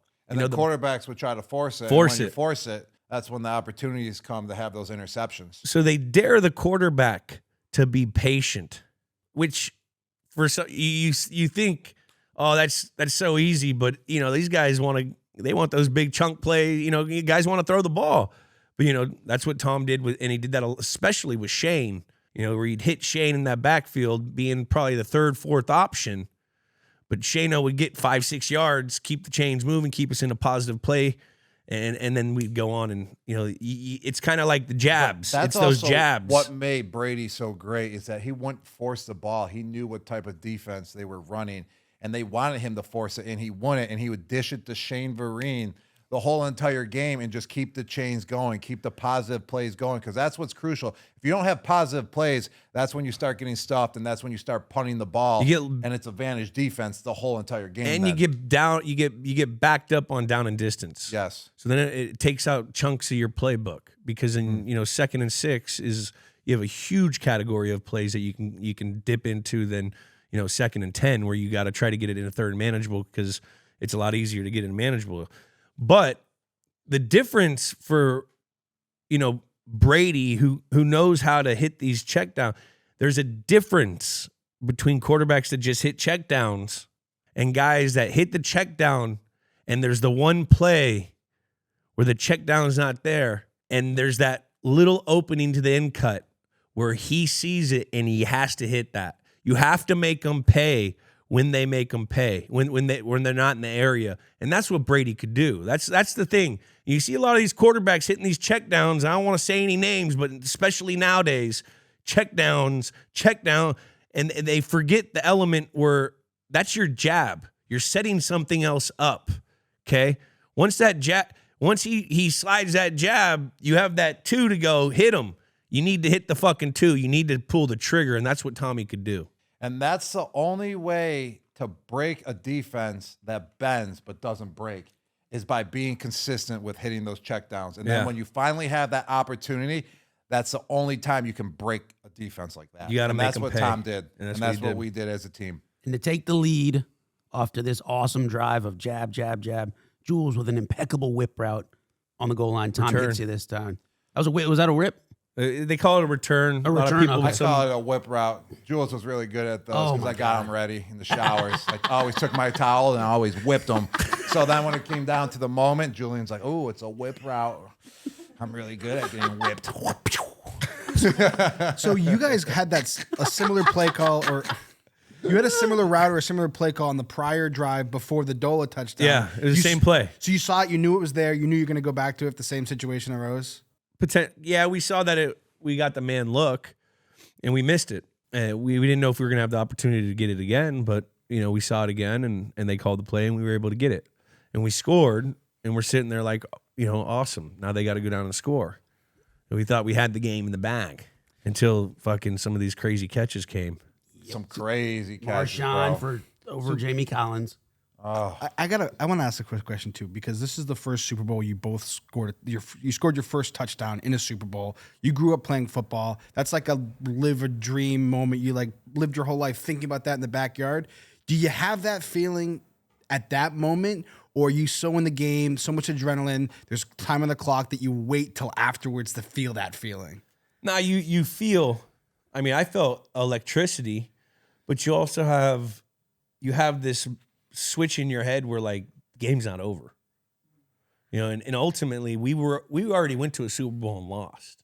So that like the shine is a little bit. Yes. Yeah. It was more of like, now we have to focus up and we got to fucking finish this thing, because ain't nobody going to remember any of our touchdowns if we don't win. I do remember that. Right after you scored, I was super excited, super juiced. But still, in the back of my mind, I knew the game wasn't over. I knew there was like, about a minute 30 left in the clock, or minute 42 left for Russ. Minute 42 left. I knew that we had to stop them still. So I was excited. I was pumped up, but still, I was on the sidelines ready to go in again just in case if they scored right away. And we had just a little opportunity left, a little time left, like 30 seconds on the clock, because that's what you got to do. We've been there in that situation before. We lost to the Giants already in 2012 in Indianapolis on the final drive of the game as well. So you saw it happen in 2007 as well. The game's not over until the game's over, especially versus a great team like Seattle. So in back of our minds, after Julian scored, we knew we had to do what we had to do on offense, but we also knew the game wasn't over yet. It wasn't. We talked about it, the Marshawn Lynch catch where Jamie Collins has to chase him down the sidelines. That was a good route. Man, great route, great throw. Then you got a couple great defensive plays by Butler, Browner on that drive, and then you get the curse catch, and you're just like, oh, and that was a great play. What people don't realize, that was a great play by Malcolm on that seam on Curse, when Curse made that weird back catch. And then Malcolm Butler hit it out of his hands? No, he hit it. What happened? You got it. Oh, is this a Javon's Curse catch? Oh, Malcolm Butler did make a heck of a play. Let's see it. Oh, that's the fight. Where is it? Oh, it's the bottom. Oh, left. yeah. Yeah. Oh, yeah, Malcolm Butler couldn't do anything more. I remember it now. That was a spectacular I'm refreshed now. catch. Spectacular catch. No doubt about it. But, that was a spectacular coverage. It was. You can't do anything about it. Malcolm Butler covered that him. ball. He did what he needed to do. And it was crazy to see Malcolm come in and have the mental toughness, because, I think we went away from Arrington. Arrington was starting that game, and Butler, Arrington gave up some plays, and Malcolm, they put Malcolm in there after he made a play on a seam, because we were getting eat by those seams. Remember that? Yes. And then Malcolm came in. He was making plays left and right. He was like a little spark, little puppy dog out there. And after I saw this, I'm sitting here like, man, that's gonna suck this sucks, man. That was a great ass play by Malcolm. And I'm not gonna lie, at this point, I'm sitting there, I'm trying to do math in my head.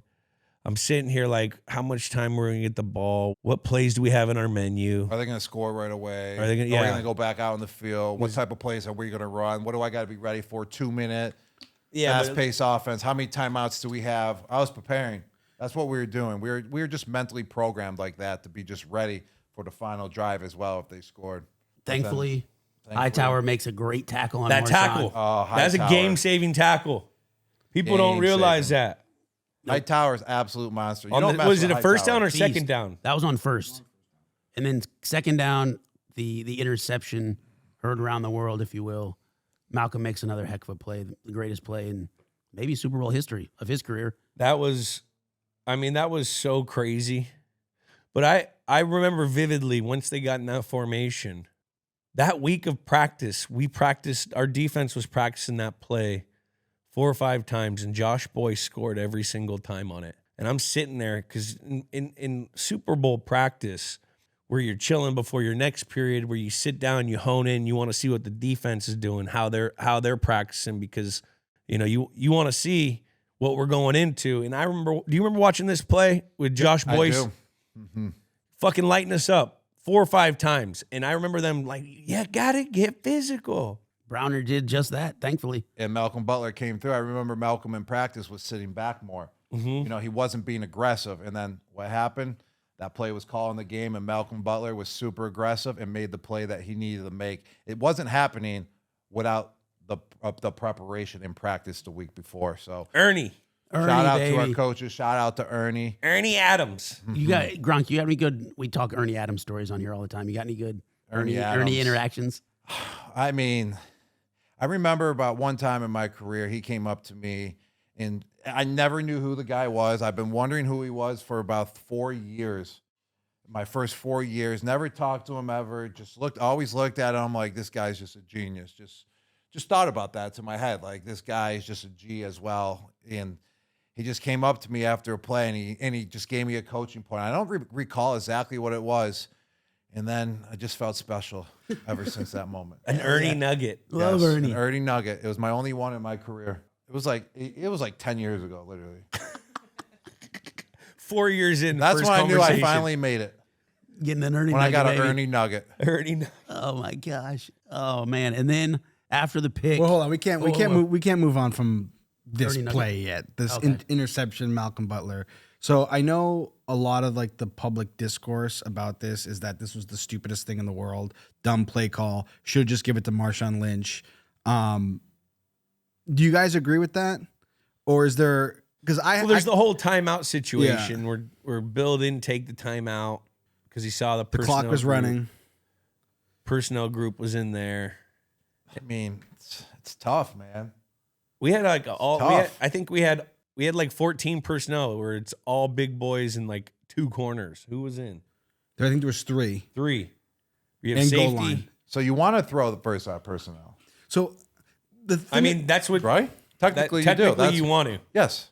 So I'm a huge Pats fan, so I'm not gonna like stand on the soapbox for the Seahawks. I just hate that the discourse is like, it's so dumb, you should have given it to Marshawn Lynch, because when you really like dive into this play, it's a lot more like nuanced, and there's a lot more like chess happening between Pete Carroll and the Seahawks and what the Patriots and the Belichick, and not just like in this moment, but as you mentioned, chess moves happening in preparation where you knew this play was a thing here. And I think that like it does this play a disservice, and it does the Seahawks a disservice to just say, oh, you should just ran it with Marshawn, because Marshawn Lynch only had 5 carries inside the 1 yard line this year. Only 1 scored a touchdown. So he wasn't like an automatic goal line back. He's not Mike Allstott. Also, situationally, the clock was running. Belichick decided not to call a timeout, even though I'm back at my house yelling, call a timeout, like that kind of, you don't know the shit, right? And so it puts him in the situation where the clock is running. There's 1 timeout. There's 3 more downs left. If you run it that play and you miss, you have to call a timeout, and now your next 2 plays are you kind of have to pass it, or you really kind of put yourself into a box. And I think that just this play deserves more nuance, and Pete Carroll's not an idiot. And like, I don't know, that's my soapbox of it all. That Yeah, this play is more than just run it. And it wasn't Without so a doubt. dumb. I mean, that's just people that don't know football saying that. I like it. That's the best dissection I've ever heard of that play. And I just fucking love football because you can just dissect this one play, and like there's just so much layers on it. I just hate that this is just like the discourse is just like, oh, just run it, Marshawn Lynch. I digress. I'll get off my soapbox. This is kind of like I love football. You hit it right on the money, brother. it's kind of like a cronut. You got a bunch of layers of just little beautifulness glazed up into one. You take that hole out, you dip it into a little coffee, you take a bite of it, and That's just play. That's right. And I have so many notes on this, but like also Pete Carroll had Browner on his roster the year before. He should know that he has the ability to blow up this play, right? So if you want, like maybe the play call was wrong, right? But like the idea to pass, it just, he didn't check that last Belichick move to like make this the play that win. They hit this play like 5 times though in the year. That's what people don't realize. Yeah. You know, there's an old saying, you are what you are. You do what you do. You hear those types of things about teams, and that's what this team was. It was a do what they do type of team, confident in their process, confident in what they do. They're not changing for you. They're confident in their execution, and you change for them. Wise, And Malcolm Butler wise. may have changed that whole goddamn thing. Hell yeah, we love you, Malcolm. And then Amen, it ain't over Malcolm. yet. It ain't over yet. The It most ain't over yet. penalized team in the NFL commits a penalty to end the game, and then all hell breaks loose, baby. Gronk, can you take us inside that skull? That's when the haymakers started getting thrown, baby.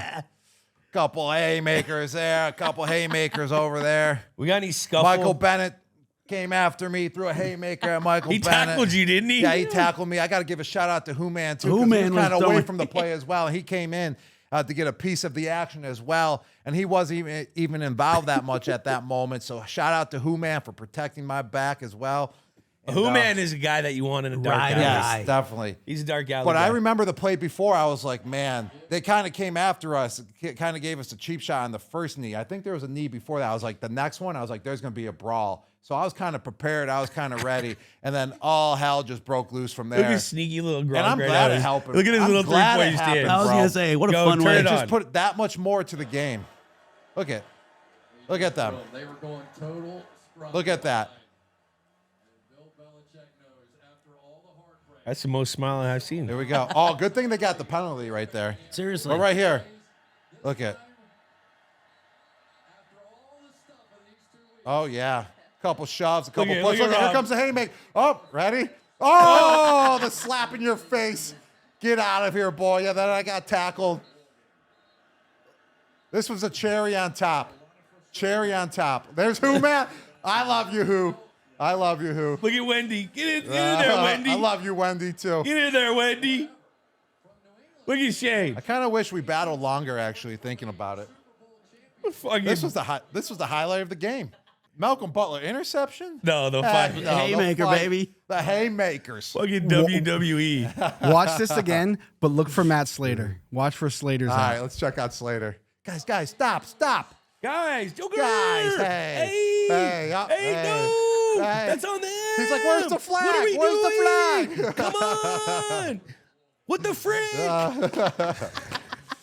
Gronk, don't do that. Oh my God. You over here trying to be peacemaker, jumping up and down. On you. That's how Man. he used to talk, old Matt. Yeah. I love it. Man, Oh, that was man. a fun game. Fun game, Hell fun yeah. year, fun memories, man. That Hell yeah. I mean, that was the cherry Wow. on the top. It really was. It was Didn't- a game that got us in the Super Bowl club as well. The aftermath. Just overall everything that whole entire year. Man, we win our first Super Bowl in 10 years. Y'all's first ever.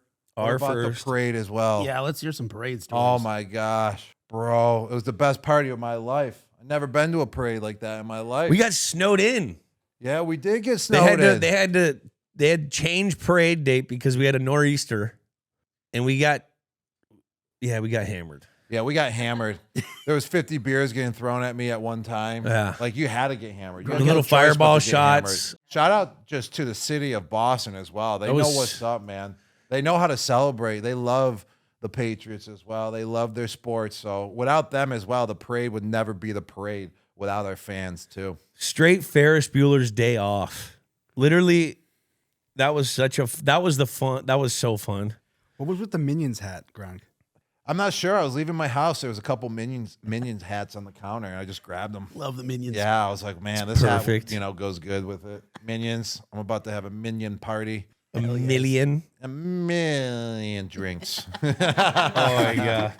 Oh, dude, I almost didn't make the parade because I was passed out in the airport because I went to Jimmy Kimmel. I went out in L.A. I tried making it back. I almost didn't make it back, and there I was passed out in the airport. Jules, you too. You're glad to be back. You just touched down in Boston. Yeah, we went to Disneyland. Oh yeah, that's right. Man, crazy. What did Crazy. McAfee say? Oh man, the next slide. Let me see. McAfee said Marshawn Lynch is all like, what am I here for? What's the next slide? That's all right. Oh, man. Gee. We're not even gonna talk about it. Right there, bottom right. Can't hear you. Oh, I was twerking off of the duck boat as well. I took the I almost fell out of the duck boat. Oh Goon my was holding God. me. I was leaning out of the duck boat. He was holding me by my legs, and I was dancing, and the crowd was just going absolutely absurd. Look at those twerks right there. I was out there in a t-shirt and it's fucking freezing. Yeah, I didn't feel the weather. I didn't either, but finally a cop gave me his jacket. The cops were awesome. Cops too. were awesome. The cops were awesome that day. Well, you guys left from Foxborough. We were up in the city still, and we were at the hotel. We were at the W, and I wake up and we have like 10 minutes till the parade, and I'm like, oh shit! So I hit up my boy who's a cop. I'm like, yo, city's blocked off. Need help at W. He's like, I'll be there in 5. It's me, Amendola, there's like 5 of us. I'm like, we pile up into a cop car. We're rolling through the street, siren on. I'm not saying any name, but we were there drinking. I mean, I asked if I could shoot the gun. He wouldn't let me, but I thought we were close. I wanted to get tased. It was so crazy. It was a fun time. Those were some fun Man, years. this is bringing back some freaking great memories, bro. Some great memories. Now, where does this interception, Malcolm's interception, rank among greatest Super Bowl plays of all time? It's got to be up there. It's got to be At least top 3. it could be That's top minimum, top 1. It's probably number 1. Number 1 in my book. It's got to be number 1. I mean, it was to win the game. It was number 1. Number 1, Number 1. hands down. Without a doubt. Did this win spark the dynasty? I mean, clearly. Second one. Yeah. Yeah. 100%. We were actually better the next year. We just got hurt. Yeah, we were better than next year, but we just lost to Denver in Denver, which it was a tough one. But yeah, it did spark the second dynasty. Well, we did- 100%. Because we had Deion Lewis next year, and he came out like a bat out of hell. We were blowing teams out till like week 8, week 9. Then we lost Nate. We lost Deion. I broke my foot. And then we ran out of guys. I missed the like 1 or 2 games as well. Would have banged up. Yeah, but you were the only thing we had in the playoffs. Like, we still almost won because of you. Mm-hmm. It's all right. We already had a Super Bowl under our belt. I know, but we didn't get to go back to back. I know. You're right. We never got to go back to back. I know. We were so close. We went to 3 Super Bowls in a row. I know. And we won one. It was my last 3 years. Won that one, Atlanta. Lost to Philly. And then won versus the Rams. We were close. Tough. We were close. Sucks. Where does this game fit amongst your Super Bowl wins? This is number 1. By far, number 1. Just a game overall from beginning to start. Just a whole year overall. I mean, it's bringing back so many great memories. We did. It was right in our prime, bro. It was. Right in our prime of just everything, man. We were having so much fun. Just on the field, off the field. Just overall, definitely by far, it's number 1. It ranks as number 1 for me. It's high. It's high up there. I mean, it's just crazy because all of our Super Bowls had such crazy implications. Like this one, the next one, we're down 28-3. And you win that Super Bowl. That's fucking crazy. I got Super Bowl MVP on the next one. You go to Tampa, win with another team. Like it's crazy to pick one, but this is definitely the first one is the first time you got to experience this feeling. The first time you got to touch the trophy. This is something that we literally were dreaming about since we were fucking kids. Exactly. So it's kind of like the first girl you kiss. You never forget. You never forget. Never forget. It was the sweetest one, too. It was the sweetest one. Sweetest game. It was a great game. Gosh. Any leftover questions, Jackie? Did we miss anything? Couple ones I'd be remiss if I didn't mention. Tom passed Joe Montana for most touchdown passes in Super Bowls with 12. His pass to Dola in the back of the end zone. And I would also be remiss if I didn't mention this game was played on Rob Ninkovich's 31st birthday. Happy birthday, Rob. Nico's birthday? Happy This birthday, was Nick's birthday. Nick's. What a great birthday present. You win a Super Bowl on your birthday.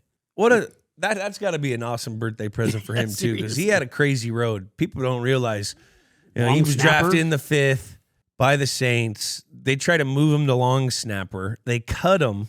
Miami picks him up. He's on practice squad. They cut him. We pick him up, and that starts his career. And he was a hell of a Patriot. He had a big sack in this Love game, him. too. Big sack. Big sack. So mostly fans are aware of like the parade, and that's the big celebration. But there's also like a whole event party the night of the Super Bowl. Who played the night party, like the day of party? It was Flow Rider. Flow My Rider. favorite performer. We all were on the On stage. just going ham, drinking, going crazy. Didn't it was Flow Rider? It was also I think Pitbull was on one of the stages as well. and Rick Ross. Yeah, Rick Ross. We were partying with Rick. Mm-hmm. Then I saw him like 6 years later at Live, and he's like, "Yo, Edelman, we partied over at the Super Bowl." I was like, "Well, I went up to him, and I was like, he's like, yeah, I remember that. We were rapping together." And I was like, "Hey, dude, can I have a smoke of your cigar?" We were in Live, and we smoked the cigar. There you go. Let's name the game. Let's name the game the Malcolm Go, the Malcolm Butler game, the Marshawn Lynch game. I don't think any of those. Yeah, I don't like any of those. The Malcolm Go. It's not the Malcolm Butler game. I mean, he made the greatest play in history, but it wasn't like the Malcolm Butler game. This is tough, though. This is tough. Not the Haymaker was awesome, but I don't know if it's the Haymaker game. Yeah, no, it's not the Haymaker game. the Like, Legion of Doom game. yeah. Legion of Doom. That's pretty good. Dynasty 2.0. Ooh, There we go. I think that Yeah. sounds like a winner in my book. The start of Yeah. the second dynasty. Dynasty 2.0. I like Dynasty it. Let's go with 2.0. that. I like it. Go with Stakes of that. the game. What do you give it, I think Gronk? that's a 10. I mean, it's a Super Bowl. Super Bowl. Got it. You're Yeah. playing against defending Super Bowl champion. What else is there? I mean, how can you have higher stakes? Is there anything bigger? I mean, you had a No. couple losses. You weren't a dynasty. You're not back to back. I mean, you're just throwing out tens all over the place here. Because this is a Super Bowl. Okay, it's fine. It's fine. Fine, give it a 9.5. 9-5. 9.5. A 10 would have been if we won the year before and not Seattle. Exactly. Star power. That's at least a 9. I'd say a 9. There's a lot of there's a lot of Hall of Famers in that game, and there's probably a lot of stars at this game. Mark Wahlberg, John Travolta, Kevin Hart, Will Ferrell, Kenny Chesney, Sir Paul McCartney, just to name a few. That's That was pretty just good. to name a few. Just too. to name a few. John Travolta, Travolta was there, bro. That's kind of wild. I don't know why he was It is there. wild. old Johnny. Gameplay, Great game. What's gameplay mean? like how the game unfolded, Oh. like Back and back and forth, there's forth. Was it tension. good? It was one of the They greatest respond. games in Super Bowl history. At this point, it was. Yeah, at this point. I'd give this one an 8. Nate. 8. I yeah. think that could be higher. 8.5. Let's give it 8.5. If it was like 36-35 and like it came down to like a 2-point conversion, then it would be a 10. Right. See, that's fair. quality scoring. But it had everything you want. An interception end of the game. We were up. They were up. We came back in the fourth quarter. There was a fight at the end of the game as well to end it. I It mean, really did. It's at least an 8.5 minimum. Rob, I commend your integrity in this segment. Most of our guests, they just throwing out tens willy-nilly. I appreciate your And honesty we and do your love integrity. 10s. I love 11. 11s are nice too. Name of the game. Let's score the name of the game. The name of the game. The name, it's Dynasty 2.0. Score it. 1 out of 10. We give that a 7.5. All right, we'll take Fair. it.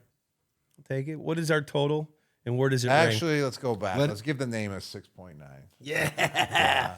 Because Julian had that 69-yarder versus San Diego this year. Welcome. And I Rob, told him to do it in the huddle. do you know how many yards you had this Seahawks game? 68. I was so close. So I owe you close. one. But one touchdown. Yeah, but one touchdown. one touchdown. Yeah, you're right, baby.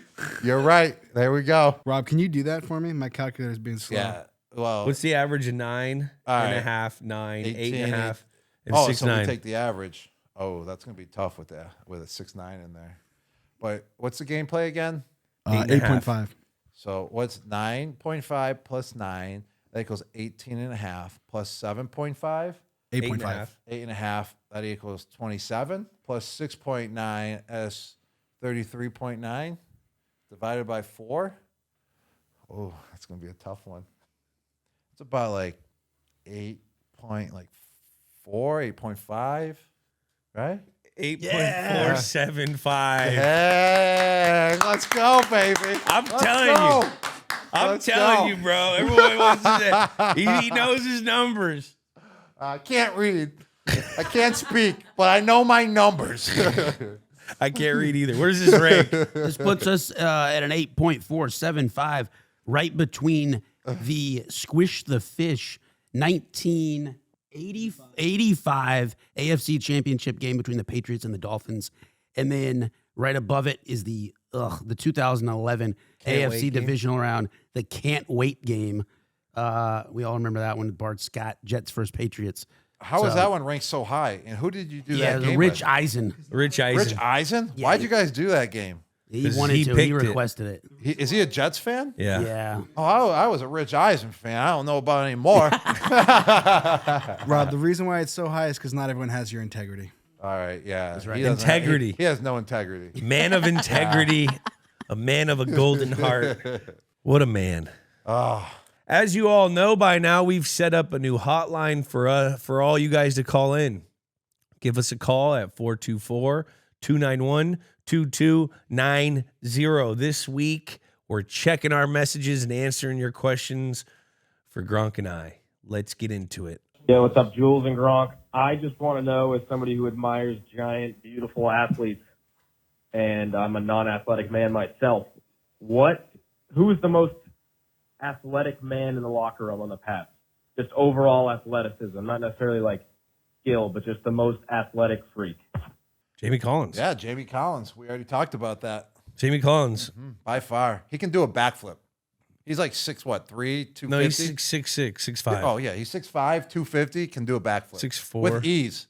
I told the story before where the DBs were all betting, and you have the 12-foot ceiling. They're all like talking shit, and they were all like betting sodas and stuff in the locker room for who could touch the ceiling. And they got in his way, and he saw what they were doing with his headphones on and his flip-flops.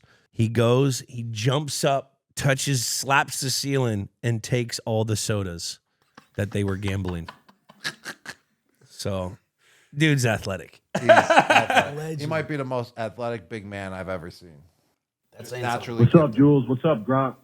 Yo, what up? This is Jeff from Lanesboro, Massachusetts. I just had a couple of quick questions. First, what were some key areas of game planning that Coach Belichick would cover in order to give you guys an edge over the other team? Second, what was it about the Miami Dolphins that gave your team such a hard time every year, where they often beat you? Love the show. Well, we're a game plan team. So every game plan was different for each team that we played. So it's hard to go down the Rolodex. I mean, we would find the mismatches on offense if it was a running back going versus a linebacker, if it was a wideout going versus safety. We would find the mismatches every week, and coaches would discover them, and then we would go out, execute them in practice, and then when game time came, that's when Tom always saw that mismatch happen and fold, and he would throw it to the mismatch guy. For the second question, I mean, half the time you play Miami, the game don't mean anything. It's hot there. It's sweaty. It's always hard to play in Miami. You go from 30 with a wind chill of 10, and you're going down, you put us in 85 and 82% humidity. It's fucking hot out there. We haven't seen that in 6 months. It's hard to play in it. What do you think, Gronk? Plus, we love the city of Miami, so we wanted to be treated, be treated like kings when we went down there. So if we beat Miami Dolphins every single time, they wouldn't like us. So we were just making sure that we were, truly treated well every time we, wanted to go out on a bow or go get some sun out there on South Beach. Yeah, Yeah. eat some nice healthy steak, Yeah, steak. smoothie. Yeah, they got a lot of that down there. Catch the sun. We didn't want them to, block our rays when we wanted to tan. So we were just good guys like that. And we knew it didn't matter that game. So we always just let them win. Only in Miami, though. Only in Miami. Only in Miami. It's just one game. Yeah. One game. I just had a quick question for Gronk. So when did you think that the Gronk spike was like your thing? Like after you did it so many times, like when did you think, man, I should just really just keep doing this? Like this is my thing. Yeah. All right. I love you guys.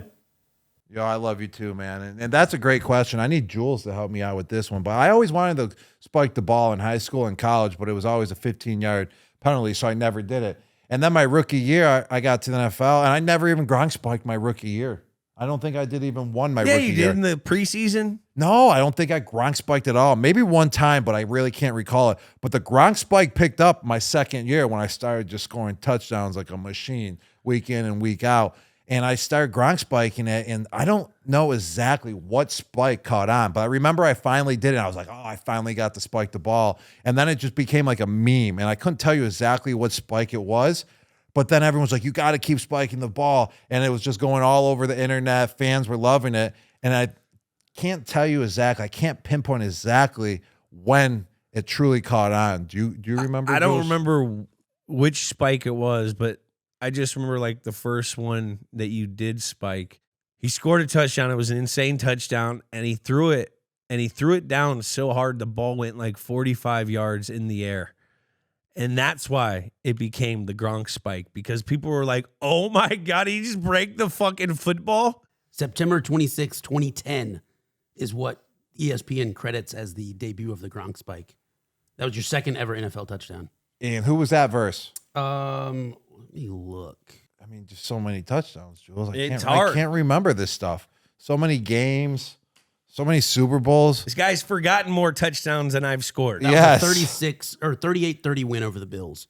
Oh, Bills. So it was against the hometown team. All right, that's when it started, in and that's Foxborough. why it started. Foxborough. Yeah. That's why it was versus my hometown team, the Buffalo Bills. That makes sense. Buffalo. We're going with that I right love there. it. And if I love ESPN has that documented, that's when it started. I love I it. thought Fox had it documented. You're right. Correction, Fox Sports. Thank you for the correction. Gronk, did we miss anything? Kind of a mess. You I need just came off a plane, 5-hour flight.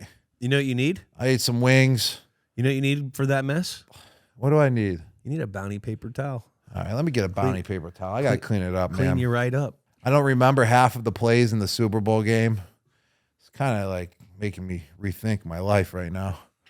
I don't remember that play. Like, what's going on with me, Jules? Is it because I played in so many Super Bowls and so many football plays? Or This guy forgets. did I get hit more, so many times? No. Like- it's- you've Like had you said, so whip many- route and Speedos and stuff. This I'm is like, what's a whip route and a Speedo? I'm forgetting all this, Jules. What is this? Like- What year was this game in? What's going on with me? This is 10 years I'm a ago. mess. Give me a bounty paper towel. That will clean He's me right fine, up. folks. He's fine. I'm fine. Rob, do you want to Oh plug my anything? gosh. If you remember. If I remember. Is there anything I don't that need you to can plug remember? anything. And that wasn't even a plug. I was just saying I'm a mess. I don't think you're a mess. Thanks, Jules. What are Wingmans Now I for? feel better. What are Wingmans for? Really? Do I Thank need you. to plug anything? We're going to have another great year on Fox next year. Got to. All right. Do I got to plug anything? If you're thirsty and you need a drink, go to iceshaker.com. IceShaker.com. Yeah, iceshaker.com. There we go. Ice Shaker. We all want an ice shaker. Pour your pH water right in the ice shaker and keep it cold the whole day. And throw maybe a little of that Gronk protein in Yeah. there. Cookies and cream. Ooh, cookies and cream. Oh, man. What else we got? No, that's all, man. See, he just comes on for the love of the game. Yeah, I come on for the love of the game. Comes on for I'm the- not promoting here. I'm not promoting He's here. just hanging. I'm just hanging here. Rob, you wanna This go- is a show I just want to hang out. Hey. I am doing the kick again for Hey, the Super Bowl. are Kick you? of Destiny. Yeah, so check that out. That'll be live commercial right before the kickoff. I'll be kicking a field goal right before the kickoff. This guy's just kicking. I just made a 40-yarder yesterday, actually. By the way, for you folks, he's actually going out and practicing this. So for anyone putting that wager on, remember that. Mm-hmm. He's practicing. Hey, buddy. Hey, big fella. You want to go hit the hot tub? Watch some Yeah, football? let's hit the hot tub. But remember to follow Games with Names on YouTube, Instagram, X, which is weird saying, which is formerly Twitter, TikTok, and Snapchat. We will see you next week because Jules and I are about to hit the hot tub and get in our bathing suits, and maybe we'll skinny dip in the pool. And that's been another episode of Games with Names presented by WinBet. Remember, like old Roberto Yosoi Fiesta said, follow Games with Names at YouTube, Instagram, X, which is Twitter, TikTok, and Snapchat. We'll see you guys next week. Games with Names is a production of iHeartRadio. For more podcasts from iHeartRadio, visit the iHeartRadio app, Apple Podcasts, or wherever you get your podcasts.